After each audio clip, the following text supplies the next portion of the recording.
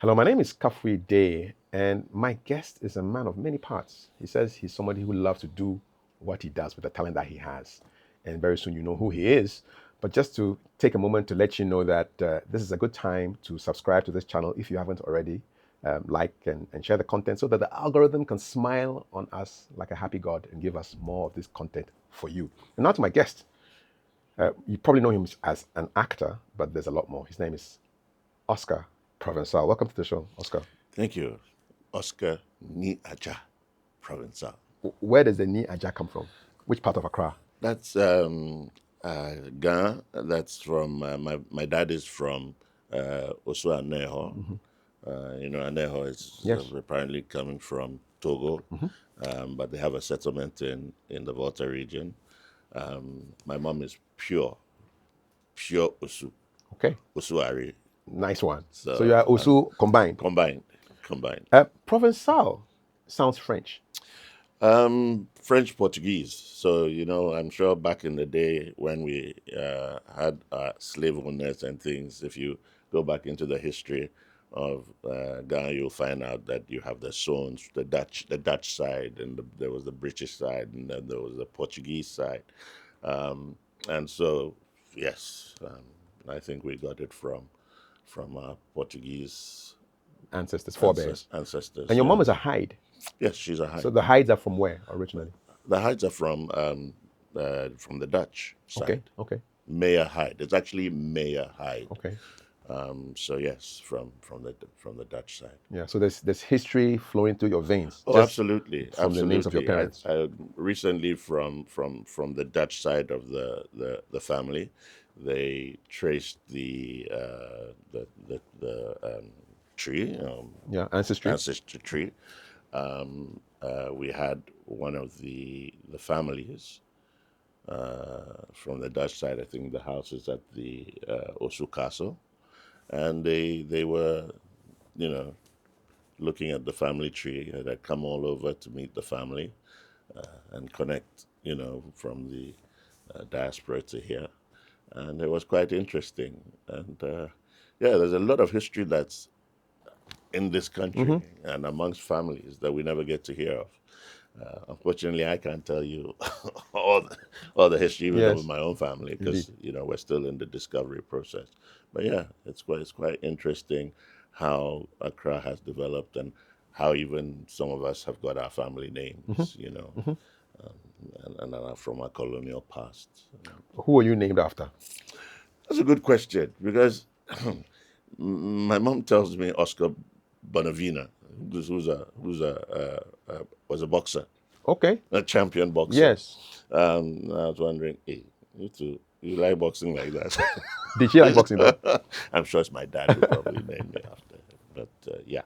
And the thing is that I was born on the same day as my grandfather. Okay. So my grandfather and I share the same birthday. So I must have been a bundle of, a birthday present for him. Yes, indeed. And so Ghanaians have automatic names, just like some parts of other parts of Ghana. So you're born into a family and your name is already there before. So Ni Aja means what? You are the first son, second son? What is it? Second. Second son. Second. So you have Ni Obodai, that is the first son. You have Ni Aja, that's the second. Then you have Ni Sai. Okay. And it keeps going. If you go into these areas, you are going to get to a problem with. So at least we know you're a second son, right? We know you're, absolutely. just from your name, Ni Aja. Yes, Ni Aja. Okay. What's your earliest memory ever? Good grief. Earliest memory ever. I've never actually thought about it. I don't know how many people have. I think getting on board a plane for the first time. My dad my mom were traveling to Kumasi, and apparently it took about 6 or 7 people to get me onto the flight. Let's just say you're not interested in I was getting screaming and kicking. And the story goes that they used to call me Shimi. Leave me alone. Leave me alone. Shimi. Shimi. And so yes, it was a tussle getting into that metal Bird. box. How old do you think you must have been? I must have been about 4. So You wanted to terra firma. and it's always been with me. I don't really like flying. I Okay, mean, okay. it's not something that I enjoy. Not at all. I always say that as soon as you get onto a flight, don't have any issues about being scared. Just give yourself to God, because at that height, there's nothing much you can do. So that's your hack. Eh? When you get on the plane, what do you do? What do you Oh, do? Master, I'm as calm as ever. I consider myself already in heaven, because there is absolutely nothing that you You can can do. do. So I like traveling by road. That's why I don't have a problem. But the moment I get onto a flight, I'm like, oh, no, Charlie. You And, don't. and I call people that I have, maybe family friends, Mhm. or my brother or whoever, that maybe have an issue with. Just have a conversation with them. I tell them, Charlie, I'm sorry, or if there's any problem, it's cool, but Charlie, I dey go. Do you take any alcoholic supplements to kind of cool the nerves? Oh, not really. But it does cool the nerves. We won't say no when they bring it. But, What's been your most interesting plane experience apart from not trying to get on the plane? I mean, was um, there a time when you thought it was curtains? no, actually, the most interesting one was actually on the tarmac. Mhm. We'd gone to Nigeria for a program, and here we were. And as soon as I saw the plane, I knew that potentially this plane was not normal, because you entered through the back. Mhm. Me, all the planes I've entered, you Front. enter through the side and the front. You don't enter through the back.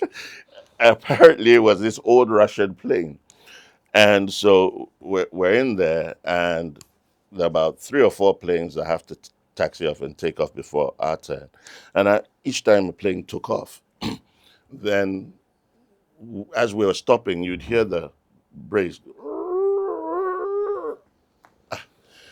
And after each plane took off and it was our turn, it became louder and louder. You know, the Nigerians, they don't play with these things. They say, Oga, what is going on with your plane? If I'm driving a car and I hear my brakes squeal, I know there's a problem, and And the sound was coming from your plane. it was coming from our plane.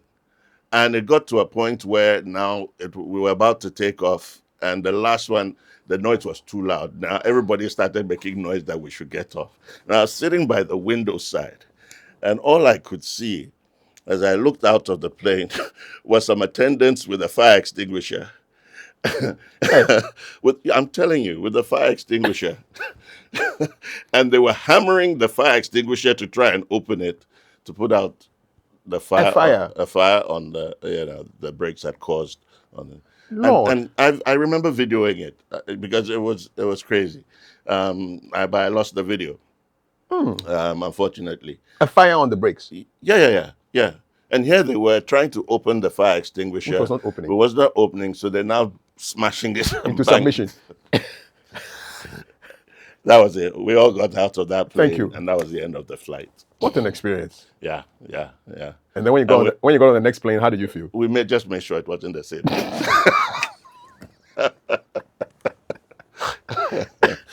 you know. But yeah. For me, that would have been my most memorable flight. Yeah, of course you go through turbulence and things like that, but this was yeah. Where did you grow up? Oh, growing up process. Okay, so I grew up basically between Nigeria and the UK, because my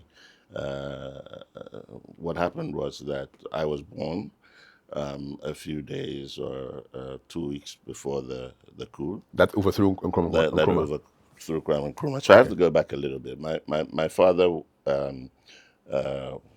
was a member of the CPP, Convention People's Party. the Nkrumah's Conventions party. People Party, and he was a confidant of Dr. Kwame Nkrumah. Indeed, Nkrumah actually sought permission from his parents for him to come and live with him in the Flagstaff house. Really? So my father lived in the Flagstaff house with Nkrumah. I played tennis with him every day.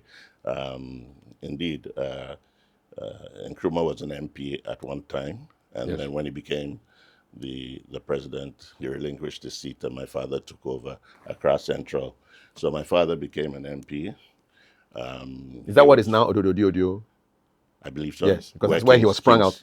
Yes. Where Kingsway is, Yes. and Yes. UTC. Mm-hmm. And then he also became a Minister of State, Deputy Minister for, I think, Interior or something like that. But he was also the first um, uh, CEO of what we call the AMA, Oh, Accra Metropolitan Accra Assembly. Metropolitan Authority. At that time, I think they were called the City Guards or something. He started the City Guards. So when you go there, his name is up there. Okay, what's his full name? Henry Sonny Provencal, Okay. HST Provencal. Okay. HST. Yeah. HST. Where's the T? Togbo. Togbo. Yeah. Henry Sonny Togbo Provencal. Yeah. So So like I said, a few weeks I was born. I think the coup took place on 24th the 24th. February. So I was born on the 8th. Okay, of February. 1962 in February. So I didn't get to enjoy the Flagstaff house like my brothers did. Okay. Yeah, and so eventually they separated. And my mom remarried, and she remarried a barrister called Alaji Adamuata, who apparently had also gone to school in Achimota School. Okay. She also went to Achimota School, and she was a career diplomat. Your mother? Yes. Yes. I think you know her very Yes, I well. do. Yes. You know. Yes, her father, your mother and my father were Very in the close. diplomatic service. Yeah. That's right. And so I lived in Nigeria for a while. Which city? Lagos. Okay. I went to a school called Corona School in Ikoyi. And yeah, experiences there. You remember when Murtala Muhammad was assassinated? Yes. He was assassinated 3 or 4 streets away from our house. Whoa. Yeah, and that day we couldn't go to school, obviously. And what I remember was one of our classmates. The father used to work in the Nigerian Broadcasting Authority, or television, NTA as they used to call it. I think they still call it that. It's NTA, yeah. And when the coup makers entered the place, he apparently was allowed them to come in. I don't think he had much of a choice. No. But unfortunately, he was executed. Wow. Yeah, he was found guilty and executed. And in those days, they showed the executions live at Bar Beach, and watching that really traumatizes you. You saw? As a child, yeah. What's it like? Nah, I don't want to go into it. It's not something that anybody would want to witness, and I don't know why. When these kind of public executions happened, I mean, they happened here in Ghana as well. People throng to go and watch these kind of things. It can be traumatic, and so. Was it a hanging or shooting? No, it's a firing squad. Whoa. Yeah. And you were like how old to see this? Must have been about good grief. I don't know. I must have been about 6, 7. I'd have to go This back. is crazy stuff to see as a young person. Yeah. They showed it on national television. Yeah. Yeah. They filmed an execution. Oh yeah. And there was one of the dissidents or who had run away. I think his name was Dimka, and they were looking for him. And there was news. I mean, everything, and you're having your bath and you're thinking about, hey, is this guy going to turn up? Exactly. So you go through that process, and don't forget they also had the Biafran War as well. So the tail end of the Biafran War, I think we were there, and so you had all these images that you used to see back in the day. So. Yeah, you go through that and it kind of shapes you a little bit, And then my father, my biological father, was a politician. After Nkrumah's overthrow, he was also put in jail. My stepfather also eventually became the governor of Kwara State under the Shagari regime. when Shagari was overthrown. He was also put in jail for Your some parents were time. just being jailed left, right, center. So I grew up vowing not to get involved in politics because I just felt that if you look left, you look right. It doesn't look good for. And fortunately, they were not never found guilty of anything, and they were left, Did you and ever they were discuss with your released. mother how she must have felt with these things happening? First your dad, then to your stepdad. Yeah, it's now that you begin to put yourself in her shoes as you grow up. Of course, two young boys who, naughty boys, we didn't quite understand, how the reason why she was relatively strict. We used to call her the general. The general. They're my friends, all my schoolmates who come by the house today. Hey, the general in. She was wild, eh? Oh my! She wasn't that wild, but she was wild. What were you up to, man? What were you up to? You said you were naughty, but what kind of things were you up to? No, but young guys, young boys, full of energy, and not really up to anything. You want to hang out with your Yeah, friends, yeah. but fortunately for us, she allowed our friends to also come in. I think that was it. Our house became the hub Okay. of all our friends. But she was, and I appreciate it. Now I understand why she was that tough. She needed to make these young boys tough to face the world. You sort of came from a place of privilege, and I think from an early stage she recognized that.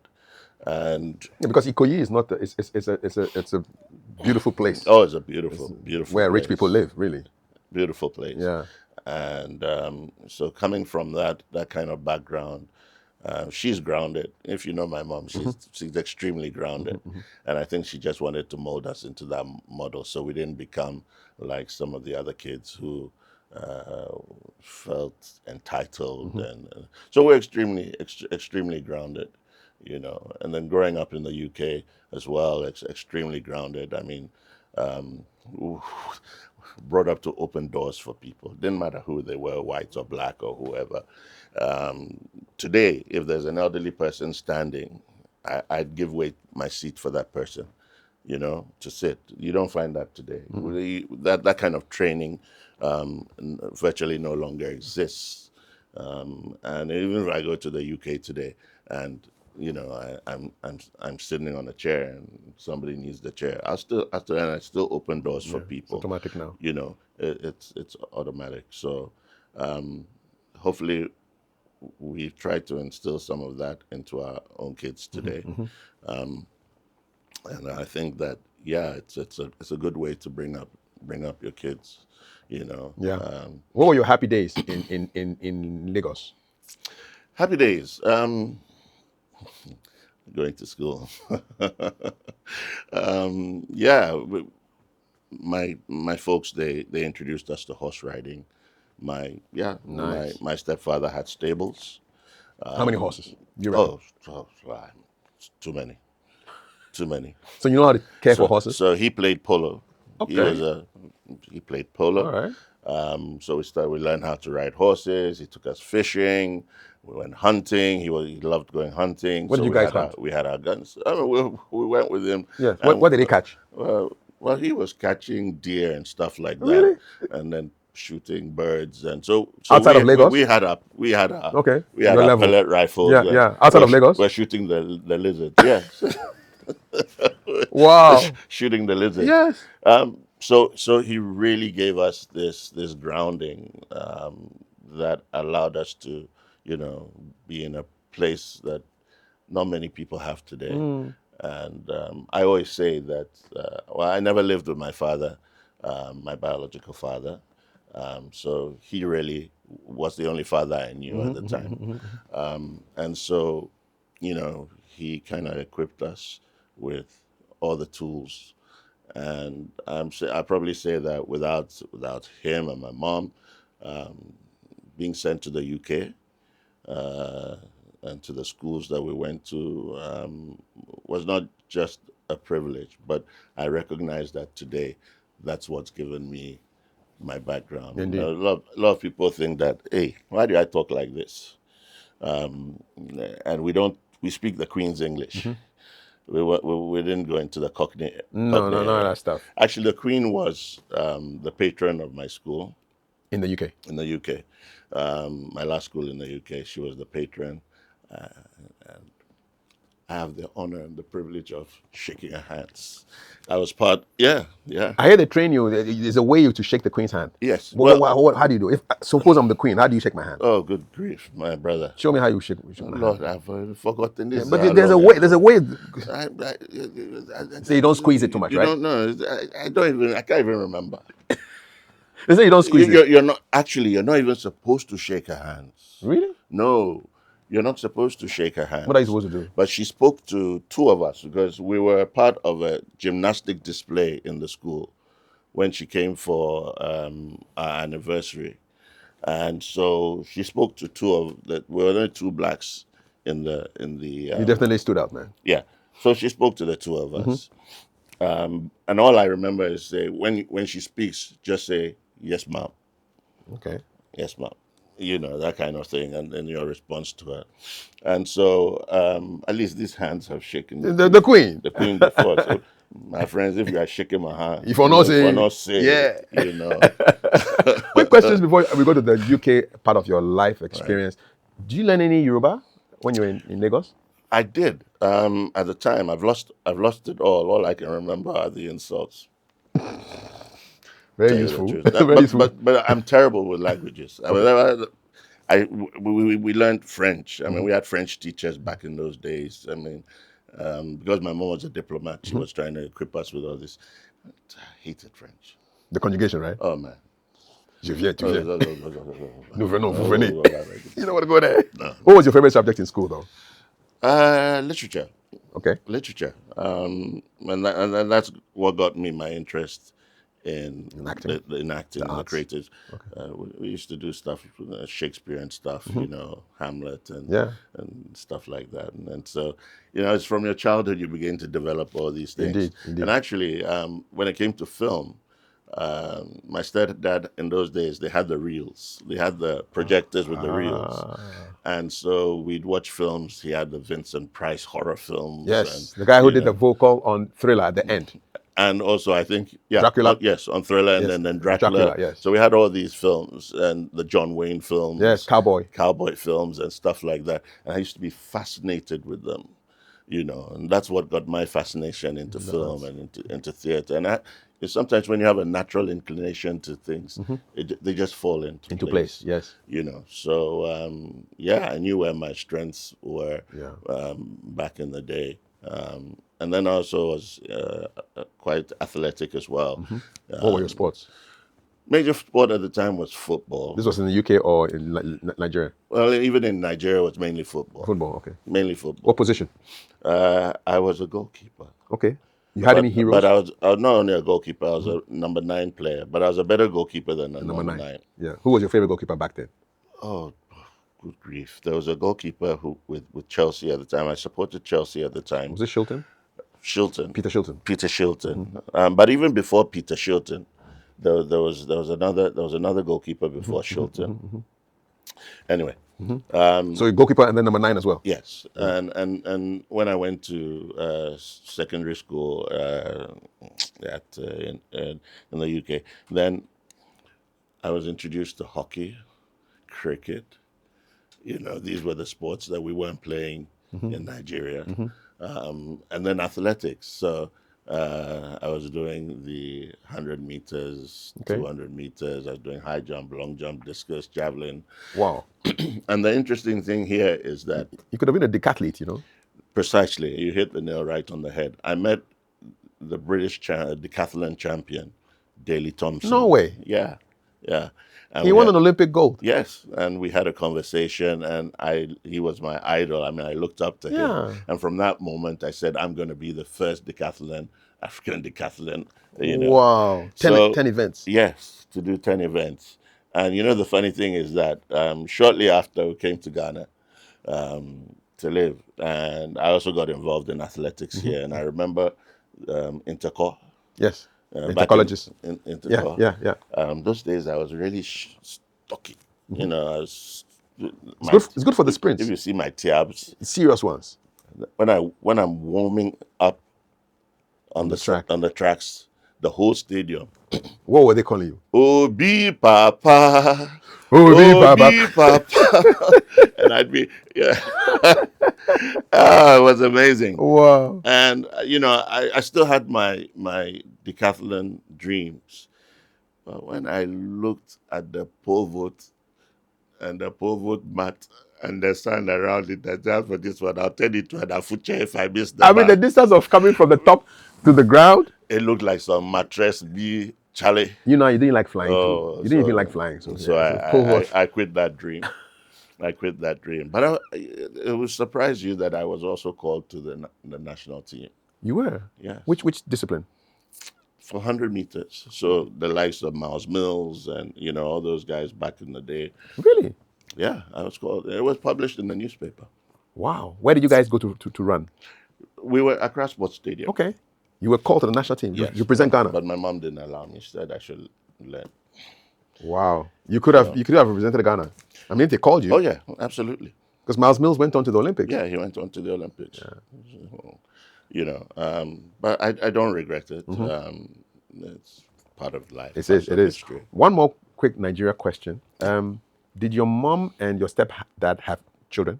No, they didn't. You didn't. Okay. They didn't. So it's just you and your big brother. He did. And, so you had a like step yes, siblings. yes, and they're still around. You still link up with them? Yeah, yeah. Okay, great. Yeah. Was there like a Ghana Nigeria rivalry in the house? Well, you know, we didn't live together. They lived in the UK. Okay. I think in Ghana, but mainly in the UK. They were in school there. So I didn't live with them. But when we came to Ghana, they were in Achimota school. Okay. And so, you know, we'd come. My cousins used to be there, and we'd come and visit, and then we'd know them. And of course, at that age, the relationship isn't, you know, that cozy. Yeah. But as we grew up and we became individuals and more mature, we have a very healthy relationship. Great. My brother Francis, who's a renowned international photographer today, is also one of his best friends is my stepbrother Hamza, who's also a photographer. So, you know, life works out and turns out in a certain way. And it just shows that you really don't have to go with the stereotypes. My stepdad was an amazing guy, you know, and completely the opposite of any stereotype of any stepmother or stepfather kind of thing that we have in this. Completely the opposite. And so, you know, it doesn't have to be like that. We can all live in tranquility. I have 14 siblings and counting. My dad did a good job. But hey, Charlie, Omar. He gets the gold medal. Yeah, Charlie. But we're all united. Yeah, we're all that's the most important we're all thing. good. There's no rivalry. There's no squabbling. When you see us, we're one unit. Which is great. Yeah. You went to secondary school in the UK. Yeah. Is that the only reason that took you to the UK? But also, you know, I truncated in Form 2 because I came to Ghana. Okay, you truncated your secondary education in Form 2. Yeah. Just a bit about your UK experience. Did you experience any discrimination as a black guy in a white environment? You're taking me to a zone that I didn't want to go to, because those were the days where racism was pretty high. You had the mods and the skinheads. Every day you dealt with being called Samba, and they used to call me blubber lips. They used to see me and go because they said I had big lips. And so I spent a lot of the time beating people and fighting for my honor. And you did your freedom fighting up there. Yeah, so yeah, so I mean, what was it's a very touchy area, because it's a very, if you haven't experienced racism in its truest form, you can't connect to it. You absolutely can't connect to it. It's deep. And so I brook no nonsense. Anybody says anything that comes close to a racist comment, you'll get you won't get fisticuffs. You'll get verbicuffs now, but Okay. depending on the situation, it's a very sensitive issue. And I don't tolerate anybody who is racist in any form, whether it's coming black on black racism or the tribalism or I mean, None of those isms. it's denigrating, and in those days, you're wondering why am I being treated this way? I mean, because of my skin color. You get any help from your teachers? Did anybody come to your defense? Well, you see, in school, I beat up one guy.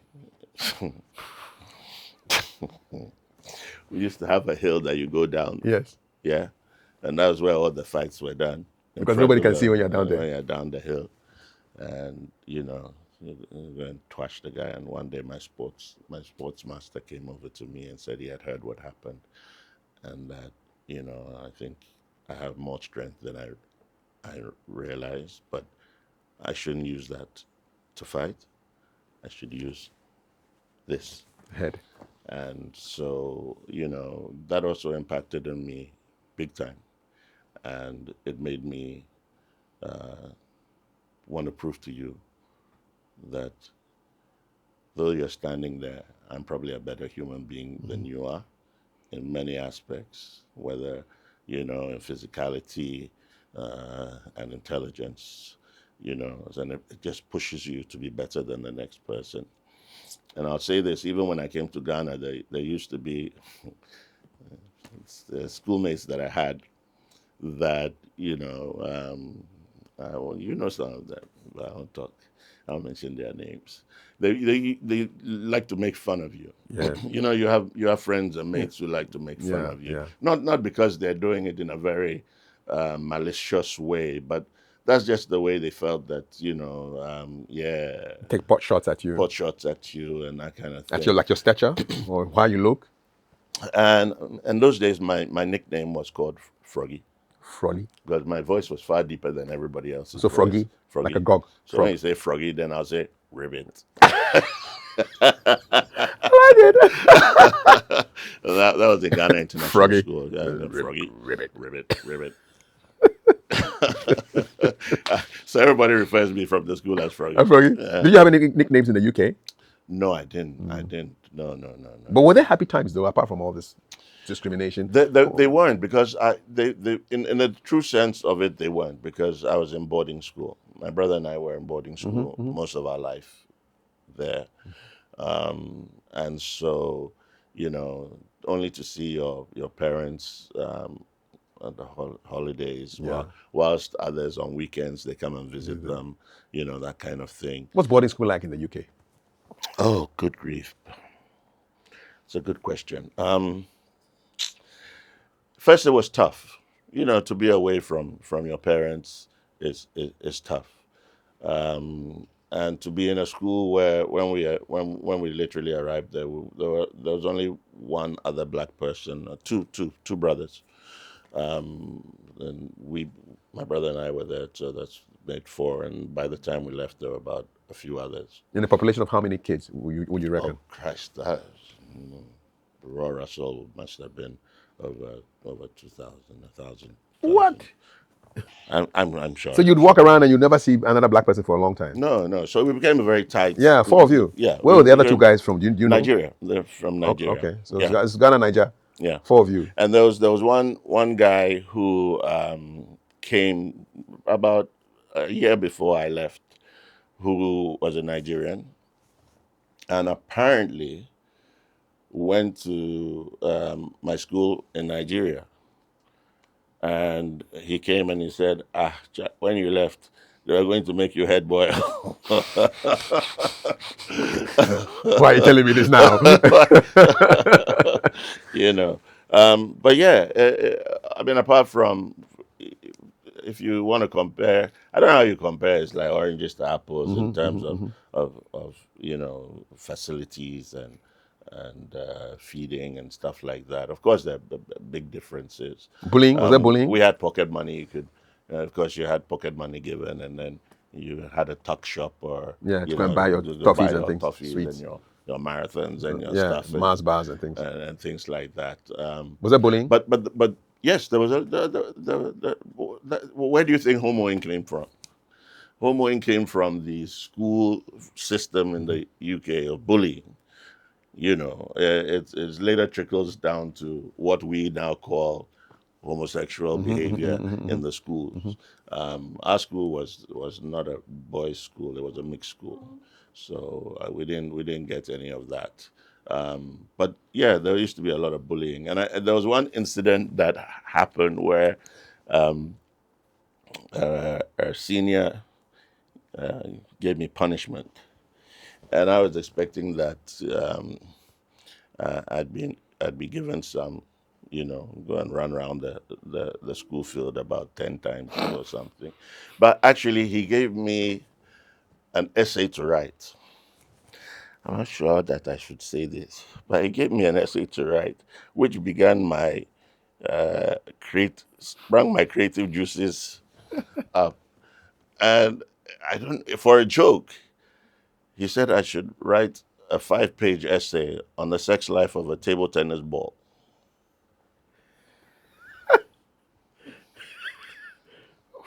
This is some kinky stuff right here, man.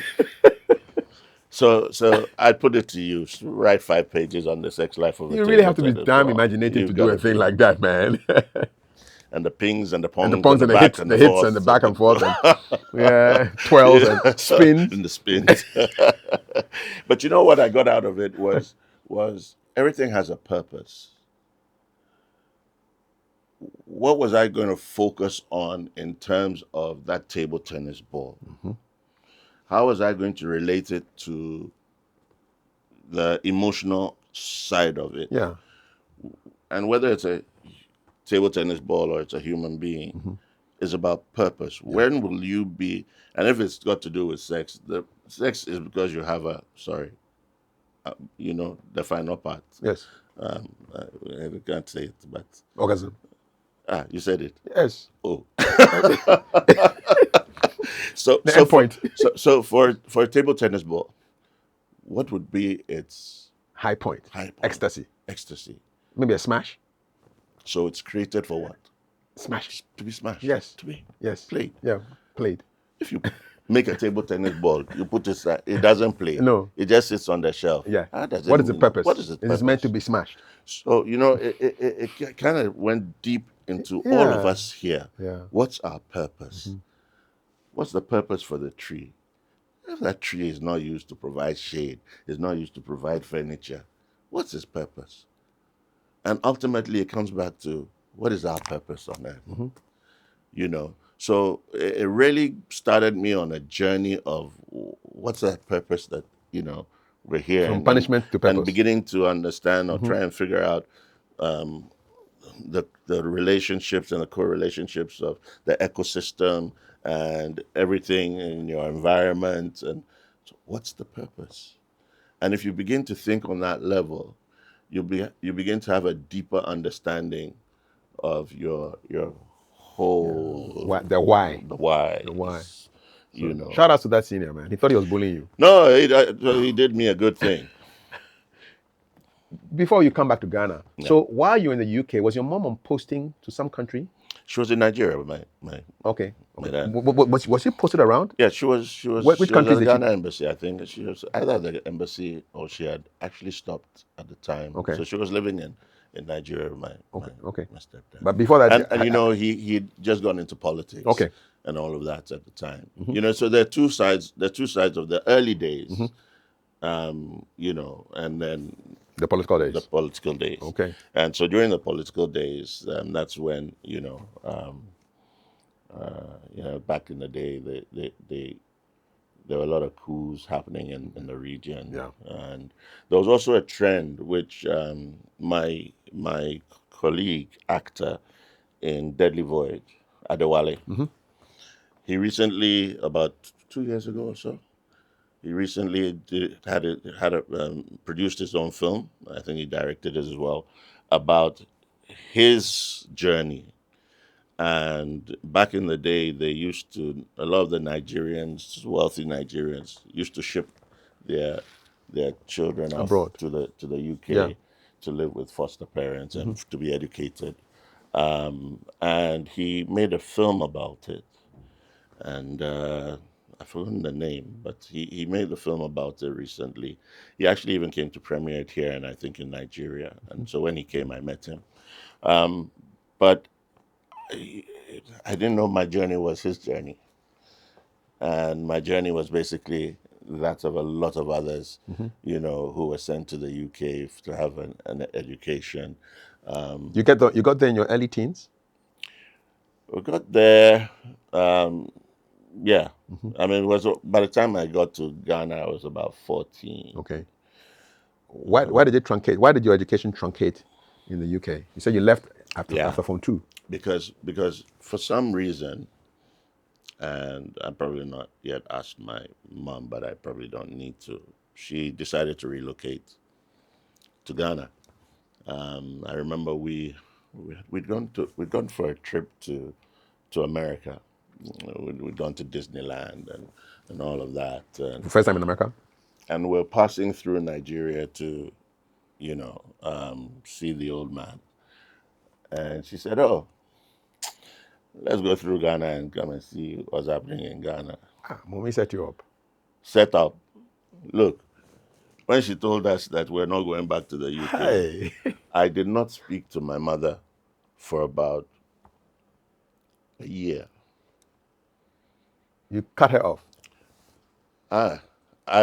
My life literally, to me, had stopped because all the friendships, all the achievements that I've done in school, in school I'd broken records, I set records, and Athletics, on the athletic side. on the athletic side, and even in cricket, our team, we had just won the London Schoolboys Indoor Hockey Championship.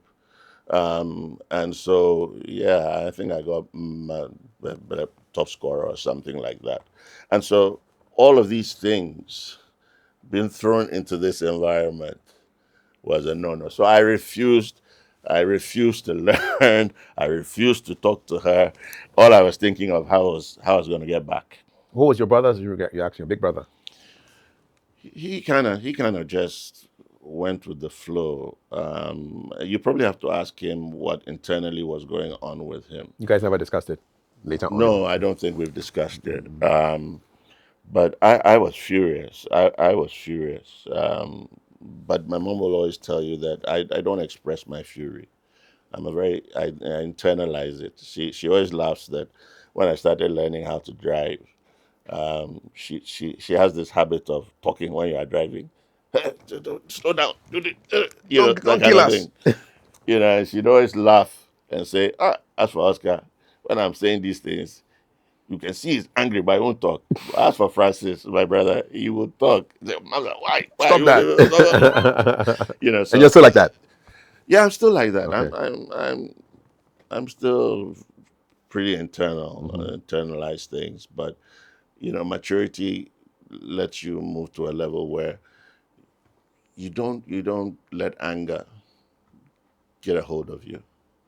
You find that space where you let that anger out, to walk away, and then you discuss issues, but not discuss issues in anger. And I remember when I was getting married, and I married and I got divorced.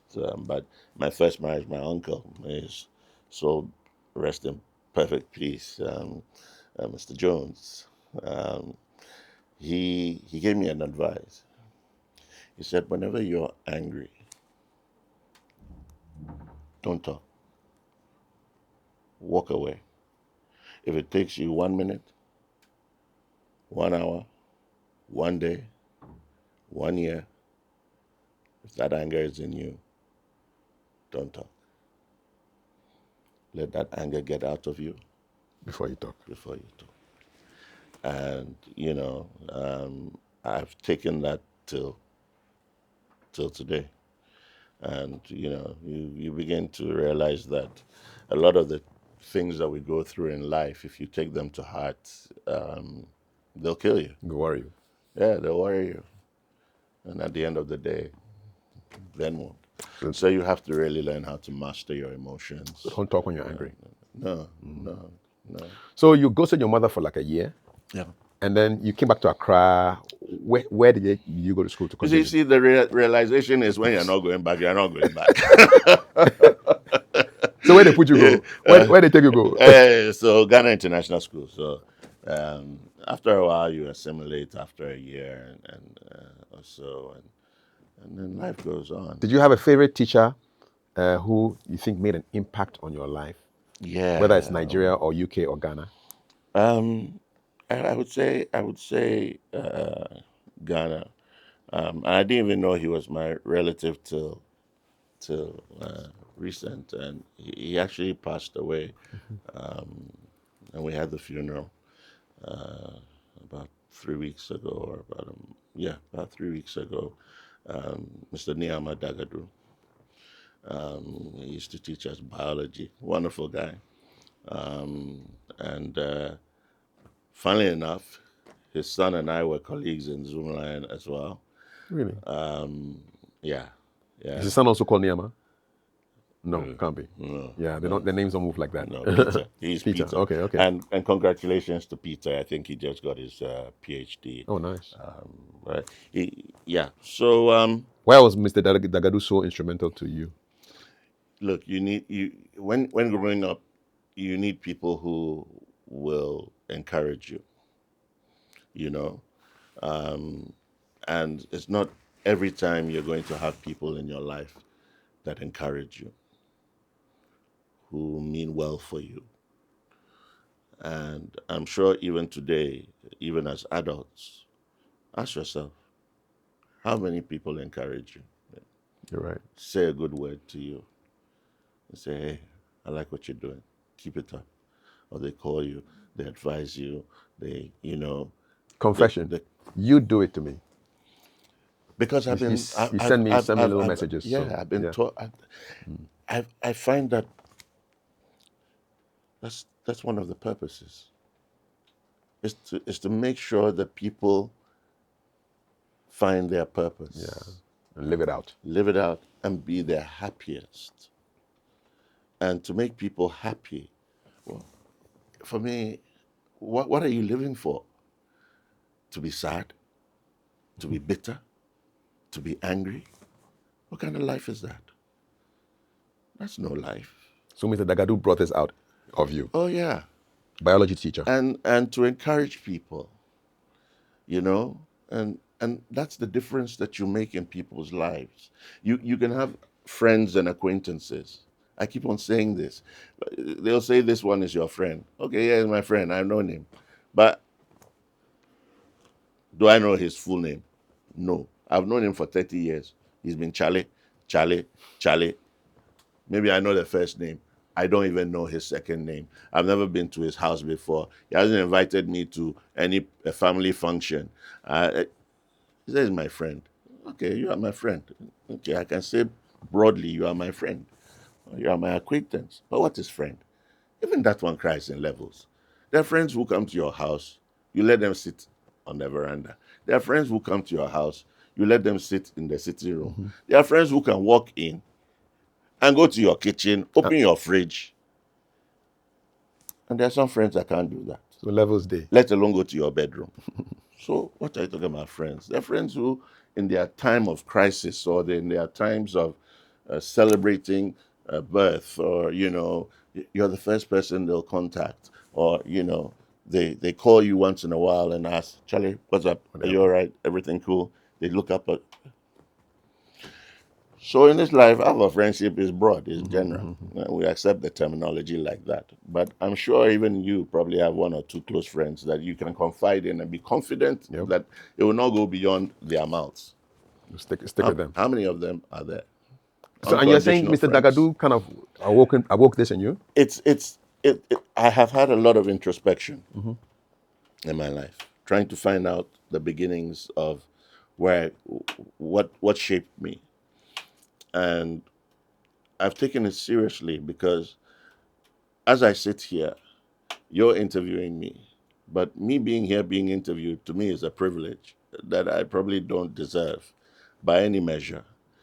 And yet I'm here because others have inputted into me to make me who I am. And because of the creative space and the experiences that I've been through, I know I can sit here and bask in glory and pretend that it was me. It was me. It was me. But I know it wasn't me alone.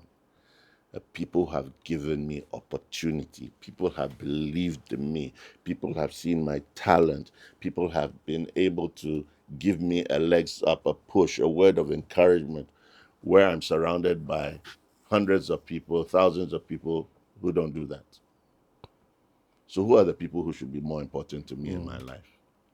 Should it be you, Kafui, who've given me an opportunity to be on the breakfast show, or all the friends I sit around and drink and talk nonsense and nothing happens? Who should I value? And there's a whole chain of people that I've taken my time to recognize the people who have contributed in my life. So for every interview I do, I try and bring up the names of some of those people You do it a lot. who have contributed to making me. I mean, we sit here, we get all the glory, and I say to myself, because of my father, I see him as a unsung hero. You know, I've analyzed all of these things, and there's so many unsung heroes in this country, in this world. And when I relate it to the creative space, I'm saying nobody sees the cameraman. Yeah. Nobody sees the sound man. Nobody sees the makeup artist. Then we get the glory. Fair or not, but that's life. Yes, fair or not. But at least to be a rational human being, you must recognize that it is not you alone. And therefore, it is incumbent on you for you to be able to do that for others and not just for yourself. Sadly, we're not all the same. No, not the same. So, but I think that if we begin to think in those terms, they culminate within our purpose, and is to make other people happy. How they get to those stages and of encouragement and support, and people tend to think that you need to it's a financial issue. No, you have no idea the number of people who have grown up and even their parents haven't said I love you. They have shown them tough love. Yeah, African style. African style. The number of people who nobody has given them a word of encouragement or shown any interest in their development. You have no idea the number of people. And so just to even encourage people and recognize them, acknowledge them. And I remember a couple of years ago with the Ghana Actors Guild, we embarked on a program to a lot of the actors who of old, who nobody really remembers. We did a tour and we identified some of them, and a lot of them are in very, very bad. In this country, when your time is gone, it's gone. And already you have a cultural problem where they think those of us in the creative space, we have nothing in our coconuts and we are just dropouts and idiots and things like that. So even within that scope, these guys have been forgotten, literally forgotten. Can you imagine what their families will be thinking about them? What they have to go through if they don't have any other skill set to allow them to, survive in the system? And we went to visit these guys. I'm telling you, each one we went to, I cried like a little baby. It's on film. I cried like a little baby because you could feel the pain kind of leaving them. That finally somebody is recognizing them. Somebody is recognizing putting value them, to putting their value craft to them after all these years. And each and every one of them, you couldn't console them. It took about 15 minutes and they were still in tears just because they were being recognized. And so, unless you're a person who doesn't have compassion, but something has to build you up to all of this. I didn't get there just like that. It's a combination of experiences. But I appreciate it. And I appreciate all those who have encouraged me, because I know those who haven't encouraged me. I know those who, when they get gigs, they don't call me till after the gig. People that I eat with. Yeah, people like that. Yes. when there are auditions, when there are programs, they know your competition, so they won't call you. They'll call you afterwards. Plenty times it's happened. But there are those who will, and there are those who will encourage you. Mr. Atukwe Okai, I'll never forget him, The poet. the poet. He will always encourage me. Anytime he sees me, sometimes he'll give me a call. He's seen me on a program or something, and he will encourage me. How many people did that in my life? So those that I identify who have done that in my life, who have given me a leg up, throughout my career, I treasure them. I treasure them. And we all should. We should. Everybody, go out there, look for the people who made you what you are, who encouraged you, who showed you love, be it from your teacher to just a casual laborer, whoever, and acknowledge them. You'll be amazed the difference you make in their lives. Hope you're enjoying the conversation so far. I'm here with the very talented actor and man of many parts, Mr. Oscar Niaja Provencal. Take a moment, if you haven't already, to subscribe to this channel so that the algorithm will smile on us and get you to get more content like this when it comes up. Oscar, let's talk about what people know you for now. Wow. When did you first get onto the stage? I got onto the stage in the UK. Those days we used to do Othello or Shakespearean stuff, and I remember I could do all the Shakespearean voices and all of that. At a very young age? At a very young age. Yeah. At a very young age. And so on stage it started there. And then when I came to Ghana, I joined in school we had what we call the international players. At GIS? At GIS. Ghana International School? Yes. So and we used to do plays at the British Council. What kind of plays? I think we did Beauty and the Beast. I played the Beast, and I normally had lead roles. So I played the Beast and the Prince. Mm-hmm. And then the Lion, the Witch, and the Wardrobe. Okay. Were you the lion? I was a lion. Yeah, they had this song, Tale as Old as Time. Don't worry, I don't have a good voice. You have a great voice. Terrible voice. He was a voice actor too. Terrible We'll get there voice. soon. And so, yeah, and then a friend introduced me to the art center. Okay. Because I wanted somewhere to go and act and continue. You're still in school. theater. You're still in school with all of this. Yes. Still in secondary school. Yeah. Okay. So I got to know this Mr. Handsome Mano, the freelance players. And that's when you see the David Dontors and Fred Amugis. Fred Amugis, and that's how I met them all those years back. And Wow. yeah, and we've been good friends up to now. And so and for anybody who's an actor, if I say the real actors are those who are stage actors. And David Donto says that too. yes. Says stage is where the action is. Why do you think stage is where the rubber meets the road? Well, there's no cut. There's no chance to repeat yourself. No safety net. No safety net whatsoever. It's raw adrenaline and raw capacity. When were you most frightened on the stage? I'm always frightened on the stage. That? I must confess. Oh, really? No. But you see, as an actor, you have to mask your inner feelings. Some people have stage fright, huge stage fright. I have my stage fright about a week or 2 weeks before. Before any production? Before any production. In fact, it was the same with athletics. I'd run the race 2 weeks before. In your mind? In my mind. How does the stage fright manifest for when you're about to go on stage? Your brain is all over the place. And you're in a panic mode. And lines are mixing and jumbling up. Scenes are mixing and jumbling up all over the place. Whoa. And then you know that, hey. Trouble. But for me, that's a signal that at least I know the lines. And that's the critical part. If you don't know your lines, Then you're in bigger trouble. they're in bigger trouble. And in those days, we could literally do memorize two or different plays at a time, because you're performing two or different plays. And when people say to me that creatives or actors, people who are not intelligent, or you try memorizing Two different two plays. different plays, one that you do in the afternoon, one that you do in the evening, and see if you can, your wires won't cross. What's your strategy for memorizing lines?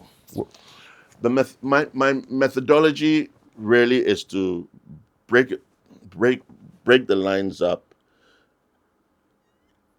in certain proportions that I know that if I exceed this, I will not be able to memorize it.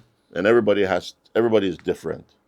And everybody has a different ability in the shortest possible time. If you brought a script to me, right, 2 pages of a script, and say in 15 minutes, I want you to come and deliver. If you don't have the skill and the talent to be able to do so, you won't be able to do it. No. If you don't have it, you don't have it. That's it. You may need 3 days to do that. Some people are gifted, and they can sit there and they can do it. What's your longest monologue you've ever done? How long do you reckon it lasted? Christ, that was witness in the prosecution, witness for the prosecution, I think. Don't ask me, I can't remember that. No, but it went for about like 2 minutes, 3 minutes. No, not that long. That's long. But a minute would be long, you know. Yeah, that's long. That is long. You know, there was also one with, I think, Hamlet. It's one of these soliloquies. Yeah, one of the soliloquies. But yeah, but as an actor, you got to get your lines, and that's the first thing. If you don't get your lines, and a lot of people are either lazy or take it for granted, but without the lines, how do you function? Yeah. On TV and film, they can stop, but on stage, when you forget your lines, how do you get out? You improvise. And there's supposed to be somebody there to prompt you. Okay, You have all the right. prompter Okay. who prompts you back into it. Yeah, but you can't stutter, and you can't let the audience know that you've forgotten your lines. So you fake it. Yeah. And if you've got a good partners, they'll bring you back help you. into it, you know, and reconnect. But that is a place where I think every human being should go through. It teaches you how to not just memorize, but how to face a crowd, you know, how to be confident in terms of public speaking, in terms of your own confidence, because it is extremely daunting. Extremely daunting. People have no idea how daunting it is to be on stage and everybody's relying on you. It's a teamwork. You can throw everybody off and the whole play will just come crumbling down, you know. So there are many elements to it, and I'm happy that early in my life I got that experience. So you started with stage. Yeah. And it's almost like a metaphor for life, right? You play your part, and then you leave. Absolutely. And life goes on. And life goes on. Yeah. Absolutely. Tell us how you landed the Inspector Bediako role. That's what Ghanaians know you for. Yes. I will say that I've had a lot of fortune and a lot of... Should I say yes? I have good fortune and good luck from the Creator. We had just done, I think we had just done Deadly Voyage or so. No, we did Deadly Voyage in '95, so it was Dying of the Light. There was this Black American writer who teamed up with Professor Yanka, Honorable Kojo Yanka, and they've come up with the series, and so they were auditioning for the roles, and Mr. Nat Lomomenu, who was the director, and because I'd done work with some of the guys, some of the films at Ghana Films, Industry Corporation, GFIC at the time. And I'd also done some stuff with NAFTA as well. They contacted me and asked me to come in for Audition. the audition. So initially, I wasn't the inspector. There was a gentleman called Bediako Ray. So he was the initial inspector, and Also called Bediako, like the actor. yes, Like the fictional yes, character. yes, yes. What did you He's audition? back. What did you audition for?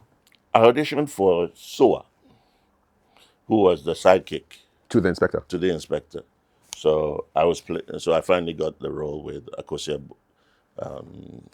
Abdallah and Eko Beidu, and there was another lady. But anyway, it got to a point in time that Ray needed to. I think was going to America. Oh, so initially you started out as Soa I saw her. on the Inspector Bediako series. Yes, Okay. yes. And so he had to go back to America. He was going to join the army or something like that. And so the role was vacant. And somehow, uncharacteristically, because I'm playing another role that has been identified, it's not a normal thing to shift into the main character from one character and become the main Did you audition again, or they just said switch and become Bediako?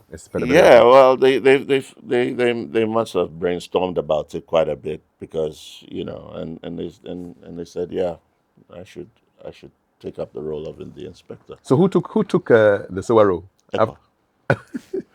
Eko took the role of the inspector. What kind of? How did you prepare to play Inspector Bediako? What kind of research did you do? Fortunately, I'd watched. I was a film and movie buff at the time, so I watched a lot of movies. I knew I needed to research, so I had friends who were in the police force, and so I sat with them, did research. I recognized that police have different movements than soldiers.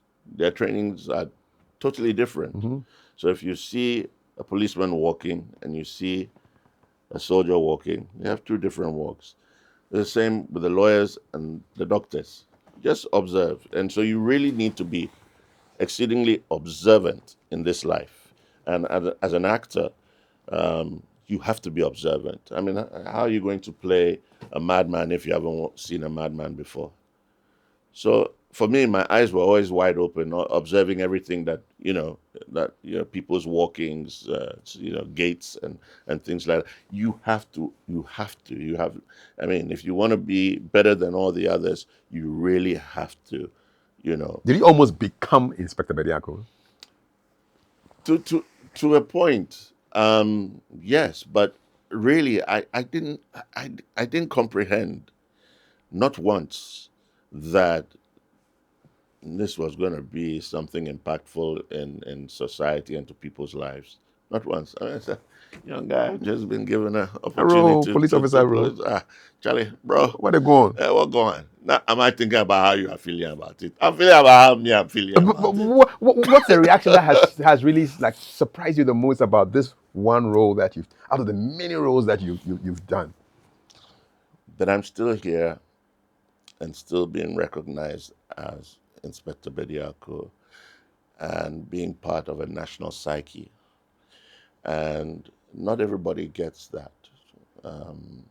And so I'm extremely grateful for the opportunity. It puts my whole life into perspective.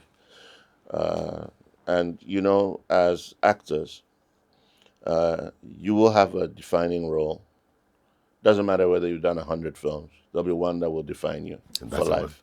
And Inspector Bediako has been the one. I've done a lot of stuff, but Inspector Bediako, and it's over how many? 3 generations, 3 decades or so down the line. I remember going to the north, and even when people are selling with candle lights and kerosene lanterns, I know you. Are you not? I say, yeah, these people too. What kind of this life is that? No privacy. Everywhere you go, And you see, that is a side that a lot of us who are in the public space, people have no idea how much we've given up on our privacy. How much I crave for my privacy. So you know me, I'm a backbencher. I'm not the kind of person when you go to a function, I want to sit in the front, I want to be seen by everybody. No, no, no. I sit at the back.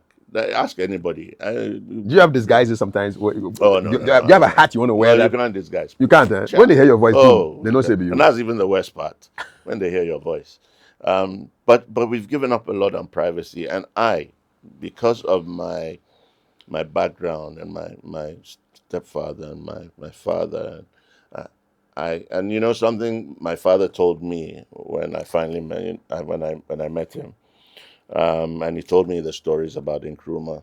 You know, when Nkrumah came to him and asked for him to live With him. with him, Yeah. as he was leaving, his mother told him, "Sonny, don't go and disgrace the family name." And my father told me this, and I have stuck to that you need to protect your family name. And I've handed it down to my children. And when you think about it, back in the day, you didn't want to disgrace your family. No. Times have changed because people, family means nothing to them anymore.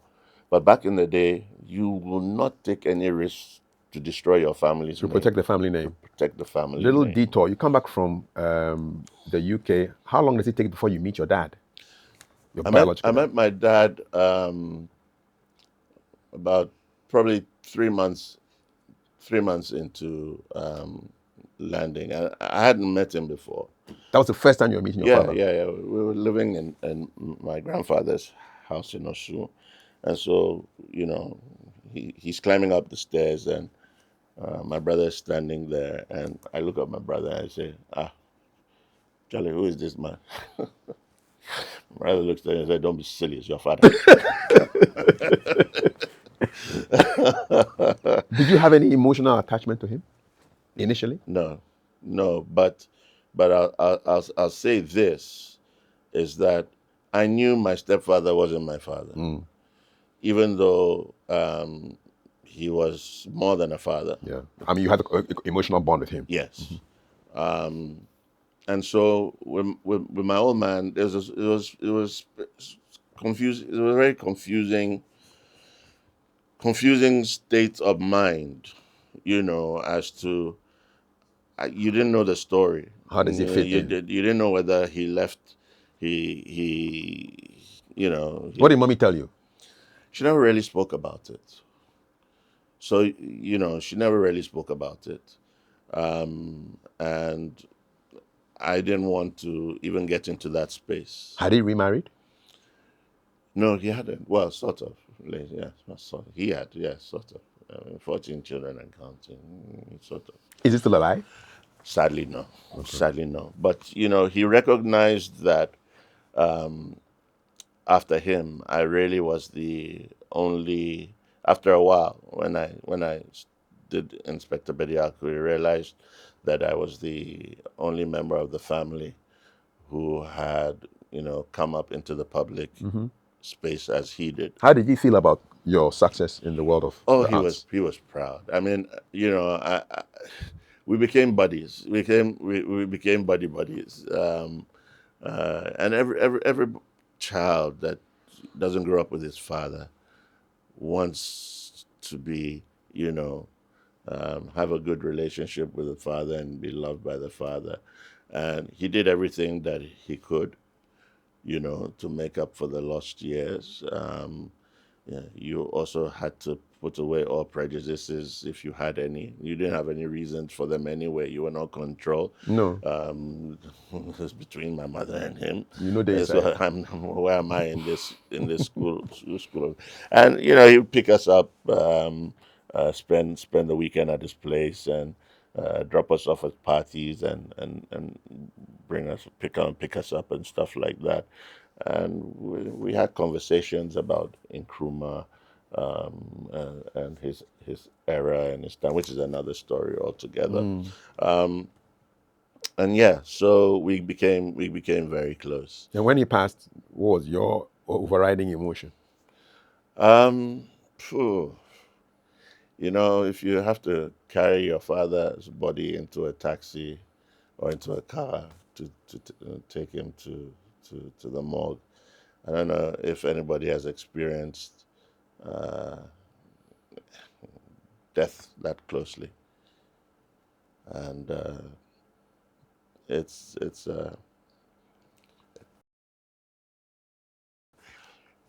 a painful place to go. So yeah, so yeah, may his soul rest in perfect peace. In perfect peace, Oscar. And there's a Luther Vandross song that I made them play at his funeral.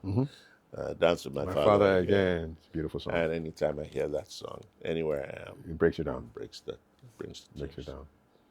May he rest in peace. Yeah, He did what he had to do. yeah. He did what he had to do at the time, and so Yeah. yeah.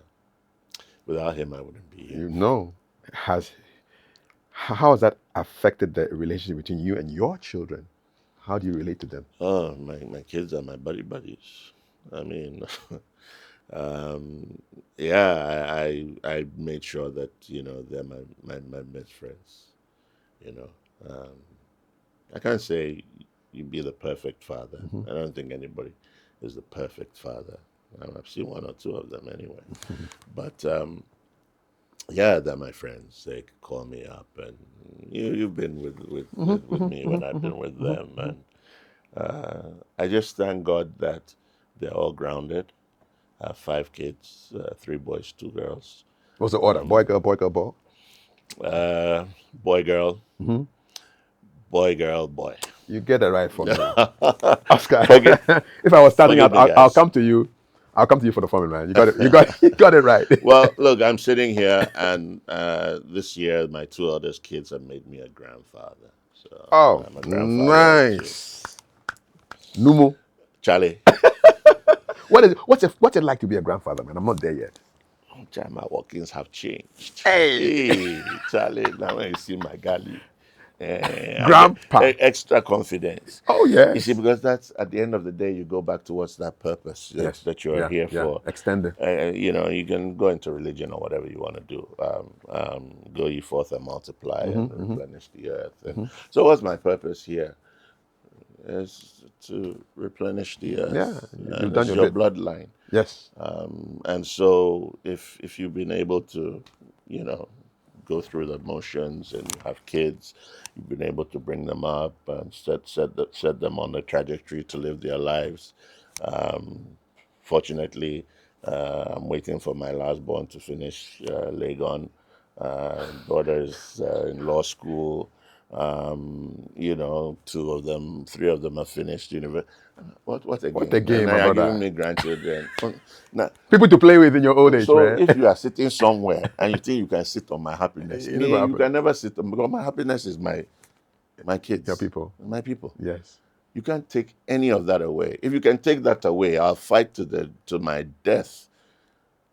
Have you To, had that in your career where people just want to sit on your happiness and you don't really even oh, understand why? absolutely, every time. Is it that Oh, rough in the world of acting? oh man, Jack, you are behaving as if you are not in the Me, I know industry. they're the acting inside. You don't have to be in the acting It's just a industry. creative You space. know that it's a very toxic, can be a very toxic place, very competitive place, um, and sometimes it's difficult to deal with it because even though you have friends, they're all competing for the same thing.